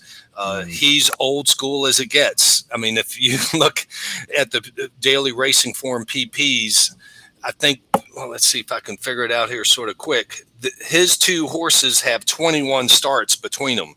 That's not Tuscan Gold by any means. So he trains into these races. I mean, he basically trains through racing, and he gets a new jockey, Just Steel, with Rosario. So those are the horses that are real threats. The only thing about the Lucas horses is it kind of goes against that 30-day off period. Seize the Gray won at Churchill Downs on Kentucky Derby Day in the Pat Day Mile. He's going 3/16 farther, but that was an impressive win for Lucas. So he is absolutely an exotic threat. So let's try to break this down, because we were I'm not going to put you in the John Fredericks category, Nick. I'll save you that humiliation. But the Derby did not go anything like I thought it would go. And when they shot Fierceness out of there, and he got wasted, and everybody got bunched up. But in this situation, right, we both see Imagination going to the top, right, and try to wire the field. So we both see that. And then the reason I like Catching Freedom is, I think the Preakness is tough to wire the field. I mean, it's longer, it's tougher, and the energy that it depends what Imagination has to exert getting out of there. This is why I like Catching Freedom. If you look at that Kentucky Derby race, at the end there, he's the closer in the race, and he had horse. There was just nowhere to go. I think that's going to be very different here with a longer stretch. And now the advantage to Imagination as a front runner, obviously, is the slop. I mean, if he can get out there and maybe back the half off a little bit with mud flying around, that might be to his advantage, right?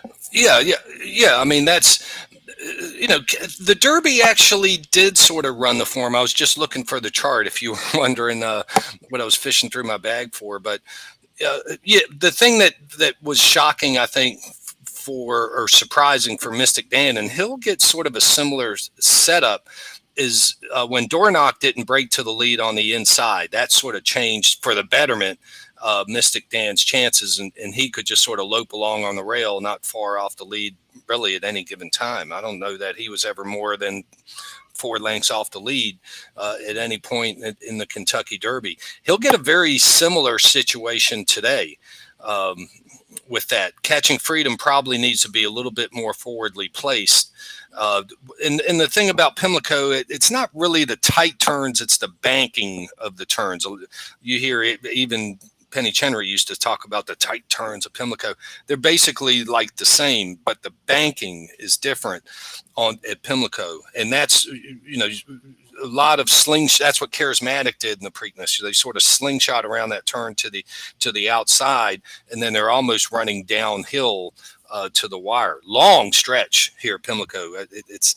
I think that's why people think it has tight turns, because the stretch is so long, the turns must be tight. It's not really that for the mile-long track, but I think it'll be a situation where Imagination, if he can get a clean shot at the lead, be too wide on the outside for most of the race, he won't be covered up. He'll have room the whole time.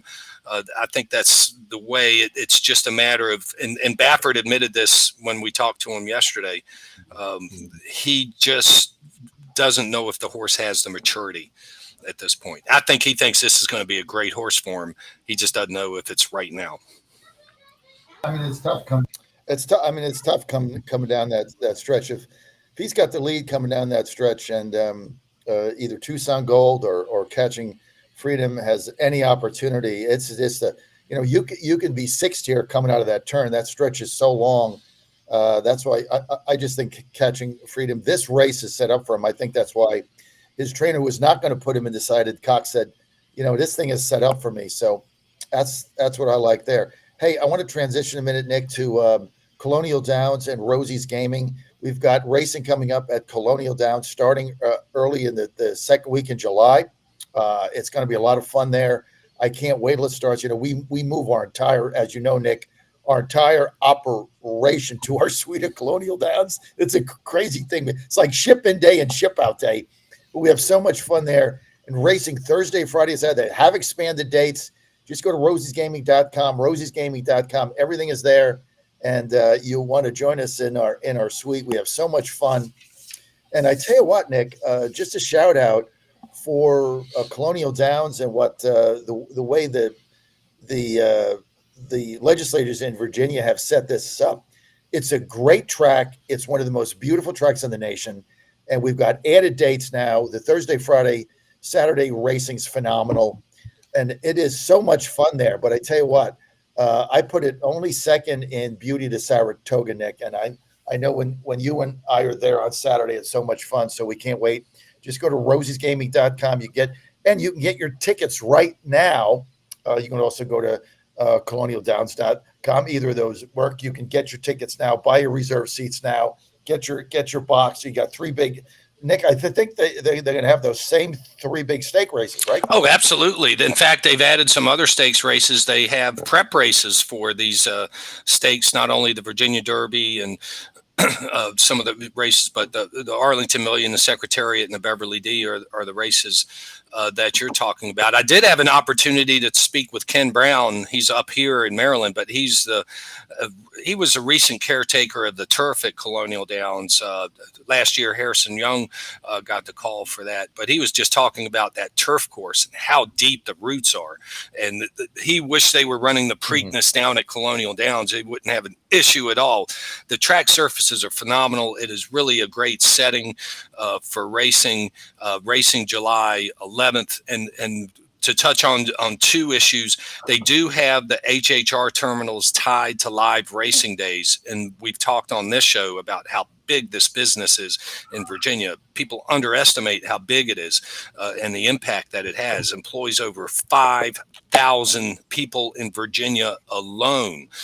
So it's great to see that the governor. It looks like it's better be vigilant because it could surface back up at any time. But I was happy to see what happened with the Gray Games, that at least they took a pause and looked at it, because that would have really subvert what has been working so well for a great agribusiness in Virginia. Well, he vetoed that bill, right, as it came back. I think he left it unsigned.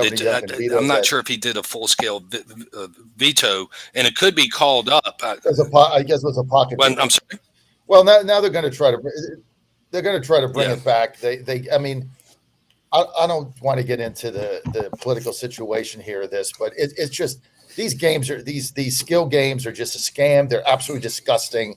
It's a scourge on Virginia. crime ridden. They're not regulated. It's all about greed. It's really sickening. And so then what the General Assembly does is they schedule a special session, not for crime, not for homeless people, not for education. No, they schedule a special session to bring skill games back. I mean, you got to be kidding me. Why don't you do something? The thing that is really concerning to me is horsemen have spent 80 years trying to get favorable legislation. They have worked with the General Assembly. They have really incrementally, very small steps, worked to where they are right now. And then you have a measure like this that comes up that doesn't require, they turned down off-track betting in Manassas Park twice.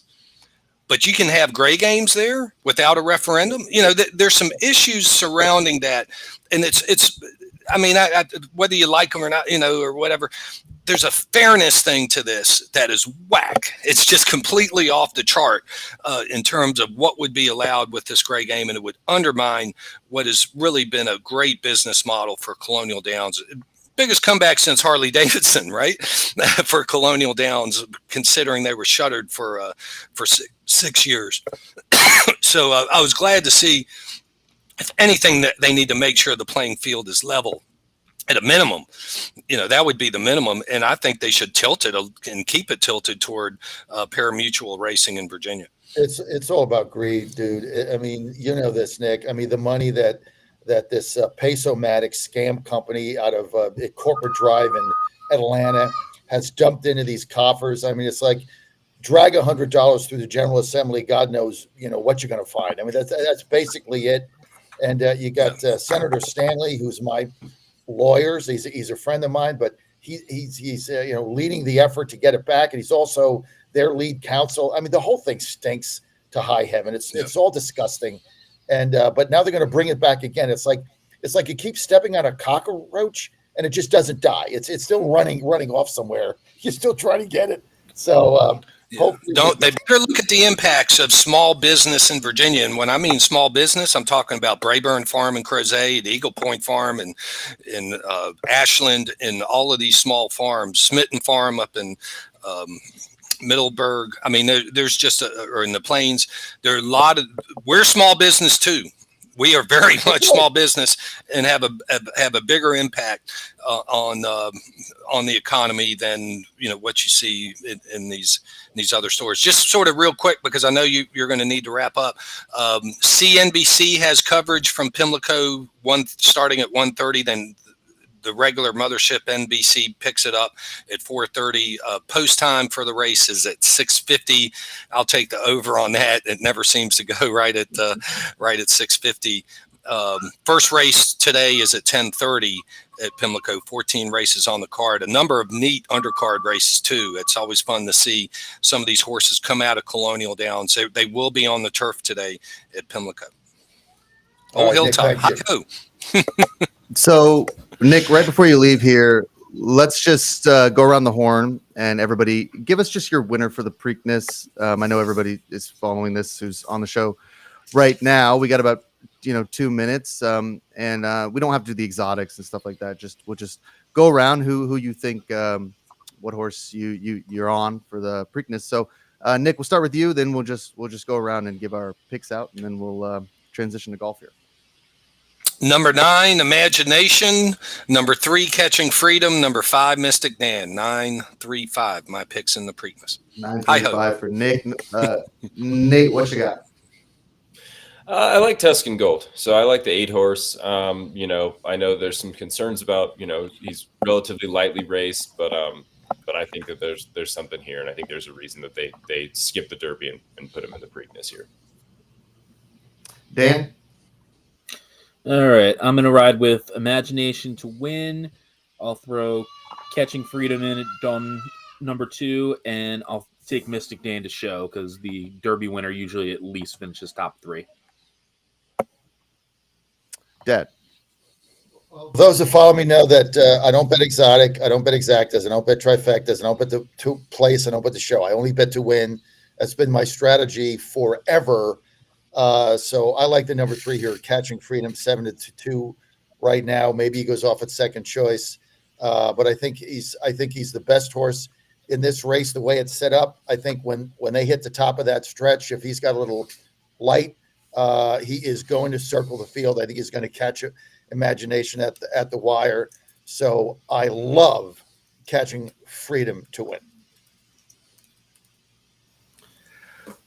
I'm gonna go with Mystic Dan. I mean, why not? I know that it's a short 2 weeks and doesn't, the Triple Crown doesn't go off that often anymore. But yeah, he ran a gutsy race, 5-2. Might be a lot of fun. Like we said before, he usually shows. So I'm just gonna go with Mystic Dan. Sounds like a lot of fun. I also like Imagination, and Baffert just owns the Pimlico. Nick, thank you so much for joining us. Always great to talk with you about this stuff. We got one more leg of the Triple Crown, so we'll definitely want to have you back for the last leg there. But just tell our audience before we leave where they can find you. Right for the racingbiz.com, and our radio show Off to the Races airs on ESPN Richmond, ESPN Harrisonburg, 10 o'clock post time. So about 25 minutes from now. And you can also listen to ESPNRichmond.com. We'll have Derby Bill on the show this week, and we'll have all the trainer comments that I've collected throughout the week. Frank Vespi will also be on the show, the proprietor of the racingbiz.com. All right. Thank you so much, Nick. Now you're listening to the Godzilla One Saturday Pick Show here. We're going to talk a little PGA Championship, bringing in Jay Delsing, former golf pro. He's locked into the PGA. We're all locked in here. We got a full slate for the PGA, a lot of golf to talk. Glad to see you. Jay, welcome to the show. No handcuffs. That's right. An interesting PGA Championship when we got the world #1 player on handcuffs, and I don't know, man. What a crazy start to yesterday's. I look at my phone and I'm like, is somebody punking my feed?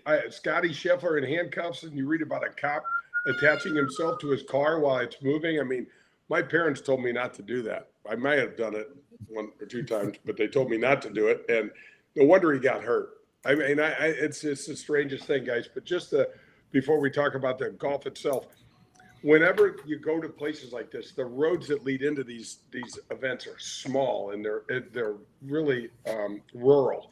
And whenever there's a stoppage, you're in a car that's got decals all over it that say PGA Championship, and it's a number and all this other stuff. And every police officer there knows that those only go to players. And so for this cop to be that over, I know the tensions had to be high, right? Because of the fatality, and that's awful, just awful. But I can't figure out what the hell happened. I mean, Scheffler, yeah, so he thought he was doing what the cop told him to do. All of a sudden he's arrested. So I did get a kick out of this guy. He said, they're like, well, what was it like? He goes, I did a lot of my stretching in my orange jumpsuit in jail. I was trying to get ready for my round because I knew it was getting close. They told me I was going to make it. So I guess he got out to the golf course about 30 minutes ahead of time. So he had already done his stretching in his jumpsuit, right after his mugshot. So, yeah, it's pretty crazy.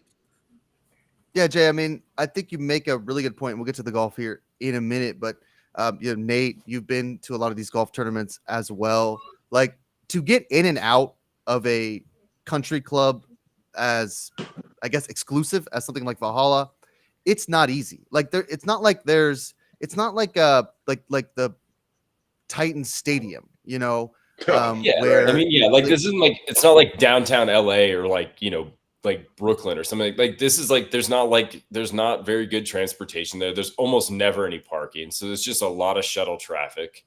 And these are just like small country roads a lot of times. I mean, even the events in big cities, usually the courses are sort of like just on the outside. Yeah, it's the residential neighborhoods. It's a lot of times it's one long road, and then what happens is they try to build out kind of side roads to direct the flow of the traffic that are not the golfers to some parking lot where you take a shuttle, and it can be very confusing, more so than other sporting events. But to be like Jay, like you're saying, to be a Scotty Scheffler, to be a PGA Tour pro, to have those decals everywhere, like those are the people trying to get past the cones. Like it's not really the The spectators don't take that like the main road. Like you never do that if you're just watching golf.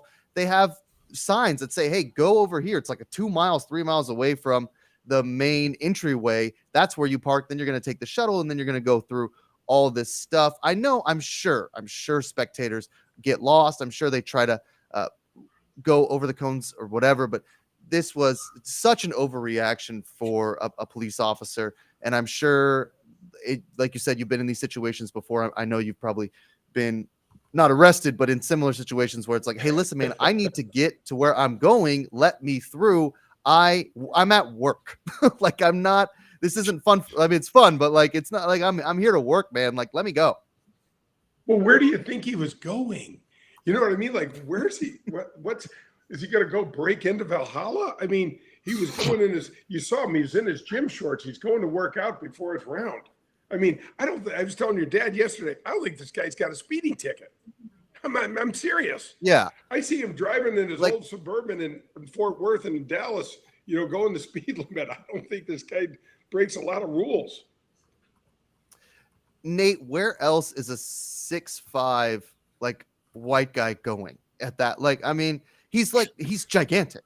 At some point, you got to look at him and say, this guy's probably playing a little golf, even if you don't know. I mean, you would hope. I mean, you would just hope that everyone could slow the game down a little bit more in that situation. But it seemed like everyone was confused. I mean, there was probably a way for Scotty Scheffler to say, "I'm Scotty Scheffler," like I'm like the number one player in the world, and everyone sort of like backs up. But it just seemed like it was so confused that he didn't. He had his credentials, guys, at the window, but it's dark. I mean, it's 5:30 in the morning, So, right. But the car itself is the thing that the guy missed. I mean, we killed this dog. I mean, but it's hard to figure. Well, and one thing I'll say is, if I'm that cop, I'm hoping maybe he got a good night's sleep tonight. But if he didn't, one of the ways that he could do that is with Healthy Cell's REM sleep. And if Scotty is feeling a little sore after the handcuffs, I could recommend Healthy Cell's Joint Health and Mobility, which is a product that I love to use all the time. I'll talk about that just for a minute. I work out pretty frequently, and as I get older, the aches and pains are just getting to be kind of ridiculous. It's just every year it's more aches and pains, more tendonitis, more stuff in the knees. Every time I break a new a little whatever personal record, I feel good for about 2 seconds. I'm like, oh my god, like I bench press 280, I'm on the man. And then 3 seconds later, I'm like, everything hurts. My neck, my back, my ears are ringing for some reason. Like the whole everything's. I'm never gonna bench 280 ever again. I'm going back to 135. That's what I'm gonna be. That's now my new personal record, because what I just did broke down my entire central nervous system. So the way that I stop that from happening all the time is by taking a Healthy Cell's Joint Health and Mobility, because it really is an incredible product. And one of the things I love about it is that, Dad, when you're when you're on Healthy Cell and you put in that promo code Godzilla, you get that 20% off. I believe it's 20% off. So you get a really nice discount there from Healthy Cell Joint Health and Mobility. Dad loves the REM sleep. He also takes the Joint Health and Mobility. I take the Joint Health and Mobility every day. Keeps my tendons and my joints from hurting all the time, and allows me to exercise in a way that is both healthy and sustainable. So I really love talking about Healthy Cell because their products work, man. And I mean, that's one of the reasons we love having them as a sponsor. I need some of when that. you try it, you just. Yeah, we'll send you some, Jay. We'll send you a box there. You can try it. It really does work. So let's talk a little bit now about the PGA. Benching 285? You're benching 285? Yeah, somewhere around there. 34. Yeah, well, I'm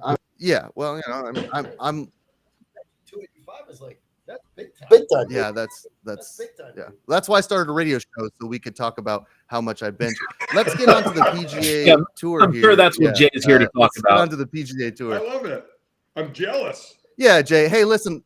Yeah, I squat. This is what I squat. Here's my deadlift. Next, we'll talk about how Nate, does rock climbing. Next week's segment, we'll just all bring our PRs and we'll just compare them. Oh God. Well. Yeah. Perfect. Oh wait, I don't even know what a PR is. Yeah. let's talk about the PGA Tour a little bit here, Jay, the PGA Championship. Nate and Jay will talk a little bit about some of the storylines here. So Xander, I believe, now I haven't checked. I know Bryson was still golfing when last I checked, but I think Xander's in the lead here. We talked about this last week with Xander Schauffele. We have a packed leaderboard, Jay and Nate, like a packed leaderboard. These guys are all stone cold killers. Colin Morikawa, Bryson, who Jay we talked about a lot last week, and Rory was in the mix, not as much. I think he had kind of a mediocre day yesterday. Scotty Scheffler shot a 66.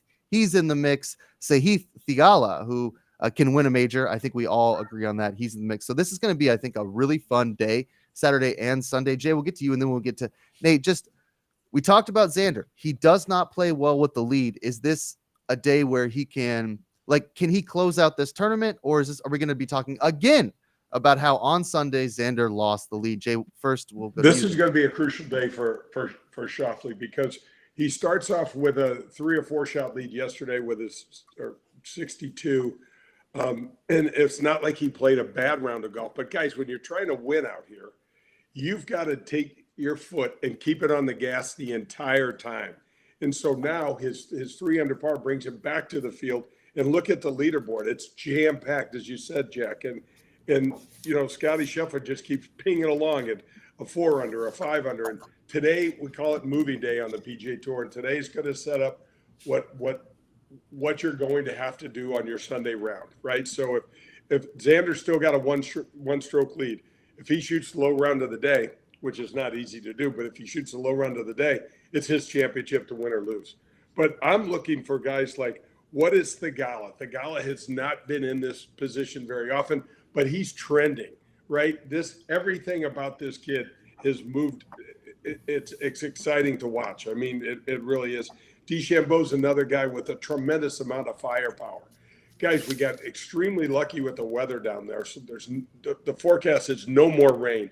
The golf course will still be playing soft and gettable, but it'll be drying out a little bit. So the players are going to definitely have to make adjustments and try to figure out, what are these changes look like? What are the green speeds like? Because the green speeds are going to start kicking up. And before I turn it over to Nate, I got to tell you, it was just a disaster watching Tiger yesterday. It was almost painful.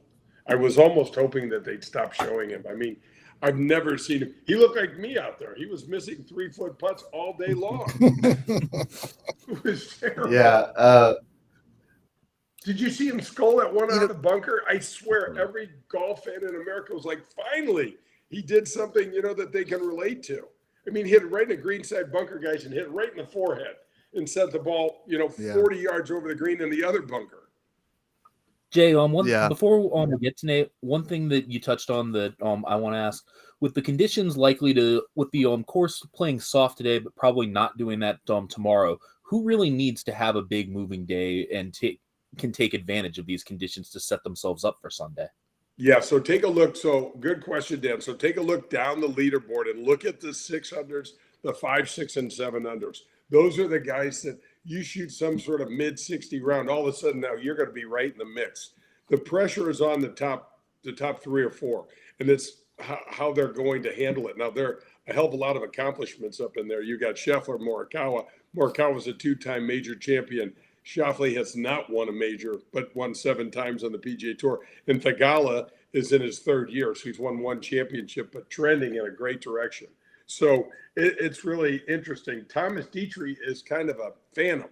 He throws himself up there a lot and never seems to close, becomes really, really close. So you watch his golf swing and you go, damn, that thing is really, really good, really efficient. Kind of makes me mad a little bit.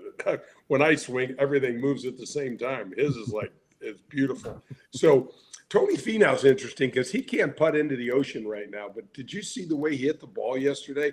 He was inside of 10 feet, guys, all day long, and it looked like, the hole was moving. Although his backstroke is about this long, so as soon as he takes it back, I love the guy. He's got a lot of low scores in him. But he looked really, really jumpy on the greens yesterday. Yeah, I mean, I think when I'm looking at this, Nate, and jump in here too. I mean, Finau is not someone who I'm that interested in, mostly because, he is so good off the tee that at the PGA Championship with a long course like this, he's always going to be in the mix because he just hits bombs, but he can't putt. Not right now anyway. So I don't see him sort of, maybe he moves a little bit today. The guys that I think I like, and Nate, you can talk about yours as well. I mean, I definitely like Morikawa, 2-time major champ. Definitely like Bryson. Bryson, I think it's the first time he's led in a couple categories since he won the 2020 PGA Championship. It's the first time he's posted 260s on both Thursday and Friday. Since he won the he's leading US in Open. strokes. Yeah, that's right. US Open. And he's leading in strokes gained, ball striking, all the ball striking categories. He's just crushing it. So I think Nate Bryson really can move today. And I also kind of like Dietrich. I mean, Dietrich's been playing really good golf and can kind of maybe upset some people. But then you have Scotty, who wins everything. So maybe Scotty moves up. Nate, I don't know how you feel about some of these guys, but I definitely feel like Bryson has a shot here to really shoot up the leaderboard with the way that the conditions are going to play today and even into tomorrow. Yeah, I mean, I think that for as long as the golf course stays really soft, my inclination is typically to back guys that, hit the ball really long ways, like Bryson does, just because it shortens the course. When it's soft, there's not going to be as much as roll in the fairways. You want a guy that can just carry it out there a long ways. And Bryson can certainly do that. He's hitting shorter irons than anybody probably into most of these greens. So he's definitely a threat, and he's trending in the right direction. He didn't really putt very well in the first round. He putted a lot better in round 2. And most of the rest of the ball striking stats are there. He's playing pretty well off the tee. His iron game, which was kind of a big question mark, especially after Augusta, because that was really the last time most of us watched him in any real capacity, aside from weird live stuff, which has no real stats. His iron game didn't look great at Augusta. It looks a lot better here. His ball striking numbers are a lot better, just sort of overall. So I think Bryson's trending in the right direction. And, we've talked about Schauffele, last week we talked about, him with the big lead at the Wells Fargo, and we were sort of skeptical about whether or not he could hang on to it. Turns out he couldn't hang on to it. And then, Rory kind of just stormed past him on Sunday to win pretty comfortably, even with a double bogey on the last hole. The problem with Xander, again, is, he shoots 62 in the first round. The second time he's done it. He did it at the US Open last year. He shot 62 in the opening round, and he finished 10th. This year, he shot 62 in the opening round of the PGA Championship, and he didn't play very well yesterday. I mean, he shot 3 under. 68 is a good score in a major. But on a day when a lot of guys were kind of going, 5, 6 under, and that's kind of really what you needed to do, he just kind of slowed down. He putted absolutely out of his mind on Thursday, gained 4.5 strokes on the greens on Thursday, and he just came back to earth yesterday. And he had a lot of short misses. Stroke. He had a lot of short misses, to your point, Nate. He did. He had a lot of short misses. And I just I feel like with Xander, there's something there. That seems like a real trend that when the pressure's off of him and he's playing pretty loose, he can go as low as anybody in the world. But when he starts to kind of feel it really feels like the hole gets smaller for him. He doesn't seem to be as comfortable. And I think that, the next 2 days we're really going to see. I think that Xander's a strong enough player that at some point he's going to learn to close, but I don't know if it's going to be this week. I mean, not with this leaderboard behind him. I mean, Colin Morikawa was just a stone closer. Scheffler's a closer. Bryson's not going to give this thing away. Those are guys that have won majors. They know what it takes. And I feel like Xander's sitting there at the top of the leaderboard just might not be ready yet, despite being a world-class elite player. Jeff, can I point out just a couple other players because as we go down the leaderboard, it's kind of interesting because you got Matsuyama, you've got Koepka at 7 under, and you've got JT and Keegan Bradley at 6 under. Both of those guys know how to get it done. JT's got a little extra motivation because he's a Louisville kid. Keegan Bradley loves the PGA. So just other guys to watch for on moving day. Oh, my boy Harris English is going to be moving up the board. Nobody is a bigger Harris English guy than me. I love when his game is clicking. He's gigantic. I know he's 6'3" or 6'4", something like that. But when I watch him play, he looks 6'8". And when his game is clicking, he can. Yeah, he plays bigger. That's right. He when his game is clicking, he looks really good. So I actually do expect Harris to kind of move up a little bit. He's not going to win a major He's championship, like Fletch but with if the he did it, afro. yeah. I think you guys are right about Shoffley. I think today he'll be on the leaderboard. I think he might be leading. I saw a stat, and it's off the top of my head, so I don't want to misquote it, but it was something like Xander, when he has the lead on Saturday, plays with like something like 4 strokes plus 4 strokes gained. When you get to Sunday and he's got the lead, it's like 0 strokes gained. It was like 0.3 or something. So he loses 4 strokes with the lead from Saturday to Sunday. And you can't do that in a PGA championship when you have Colin Morikawa, Sahith Theegala, Scotty Scheffler, Bryson DeChambeau, Victor Hovland, who's only a couple shots off the lead. All those guys about Hovland. Victor's been MIA, and now all of a sudden he went back to his old swing coach, and now all of a sudden he's on the top of the leaderboard again.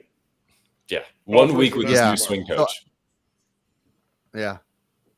And look, Victor will be fine, and he could move up, and he can win. I mean, he can win any tournament. He's a stone cold killer too. So I don't think there's much value there with Shoffley. If you're coming into the weekend and you want to take one of these guys to win, you could do a lot better with Bryson, Scotty, Colin, Victor, or Dietrich or someone. If you're really reaching there, I think Xander probably slips away. But if he doesn't, then we'll get to talk a little bit about how he finally got rid of those ghosts. Before we get off of the show here, we only got 5 minutes left, Dad. For some reason, you're really chomping at the bit to talk about Paul Skeens. So he wrote me, Dad passed me a couple notes. He was like, "Hey, we got to talk about Paul Skeens." And I was like, "No." And then he wrote me another note. He said, "Yeah, we know, we have to." No.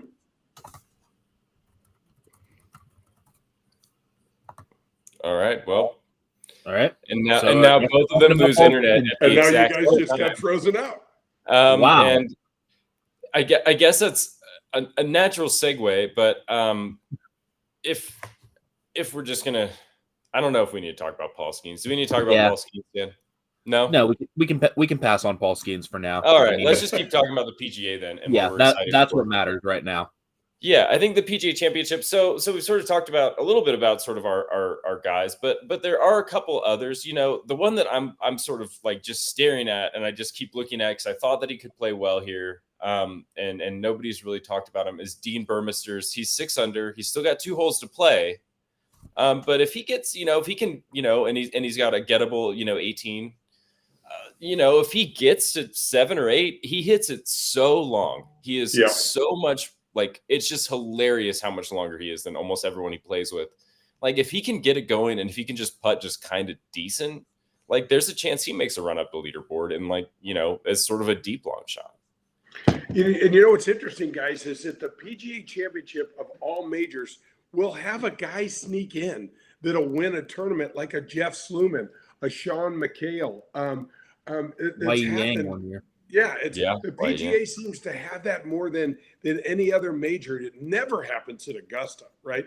But it happens occasionally at the PGA, and it wouldn't. So Dietrich wouldn't surprise me. Or, the leaderboard, because Shoffley didn't take advantage of the bigger lead after the first day, the leaderboard's tight, man. And if you're at 6 or 7, you're still in, and even 5 today. If you go out and shoot, if you're at 5 under par today, and you go out and shoot, 6 or 7 under today, you're right in the middle of this thing. Oh yeah, absolutely. I mean, and we know the low scores out there, right? And all these guys know the low scores out there too. Like, nothing's really changed that much. Like, they've seen Xander shoot 62, and everyone that's at 6 or 7 under is thinking, like, if I have a day, maybe I could shoot 63. And I'm really in this thing. And, course condition wise, guys, I think what's important to know is that the weather's not going to be significant enough to get it to dry out enough where the greens. The only thing that can help is obviously the rough is thick, but the fairways get so wide when they're wet because the ball just doesn't roll off. And what happens is the greens will not get significantly faster to make these guys putt defensively. So the boys are gunning at it. It's going to be a shootout this weekend. With it getting a little hotter, the ball's even going to pop because we haven't had any sun down there. So it's going to be in the high 70s, low 80s. That's the threshold where the ball really starts to perform. Yeah, I mean, and I'm excited about this, and we've seen guys come from so far back. I mean, even Justin Thomas, a couple of years ago, come in from just like basically nowhere to win that when Mito Pereira just fell apart. So I mean, this is yeah, I think it's a wide open tournament. I think it's going to be a ton of fun. Jay, do you want to tell us how our listeners can find you? Golf with Jay Delsing is at 101 ESPN here in 5 states in the Midwest. My website is jdelsinggolf.com. I house all of my old shows on there. I got Jim Nance on tomorrow, which is really awesome. Hello friends. It's a really, really cool guy. So that's the way to find a word from 8 to 10 on Sunday mornings. Awesome. Well, thank you so much, Jay, for joining us. Thank you, Dan, you. as always. Yep. John, Jack, Nick Hahn, everyone that was on the show. You are up in the war room now.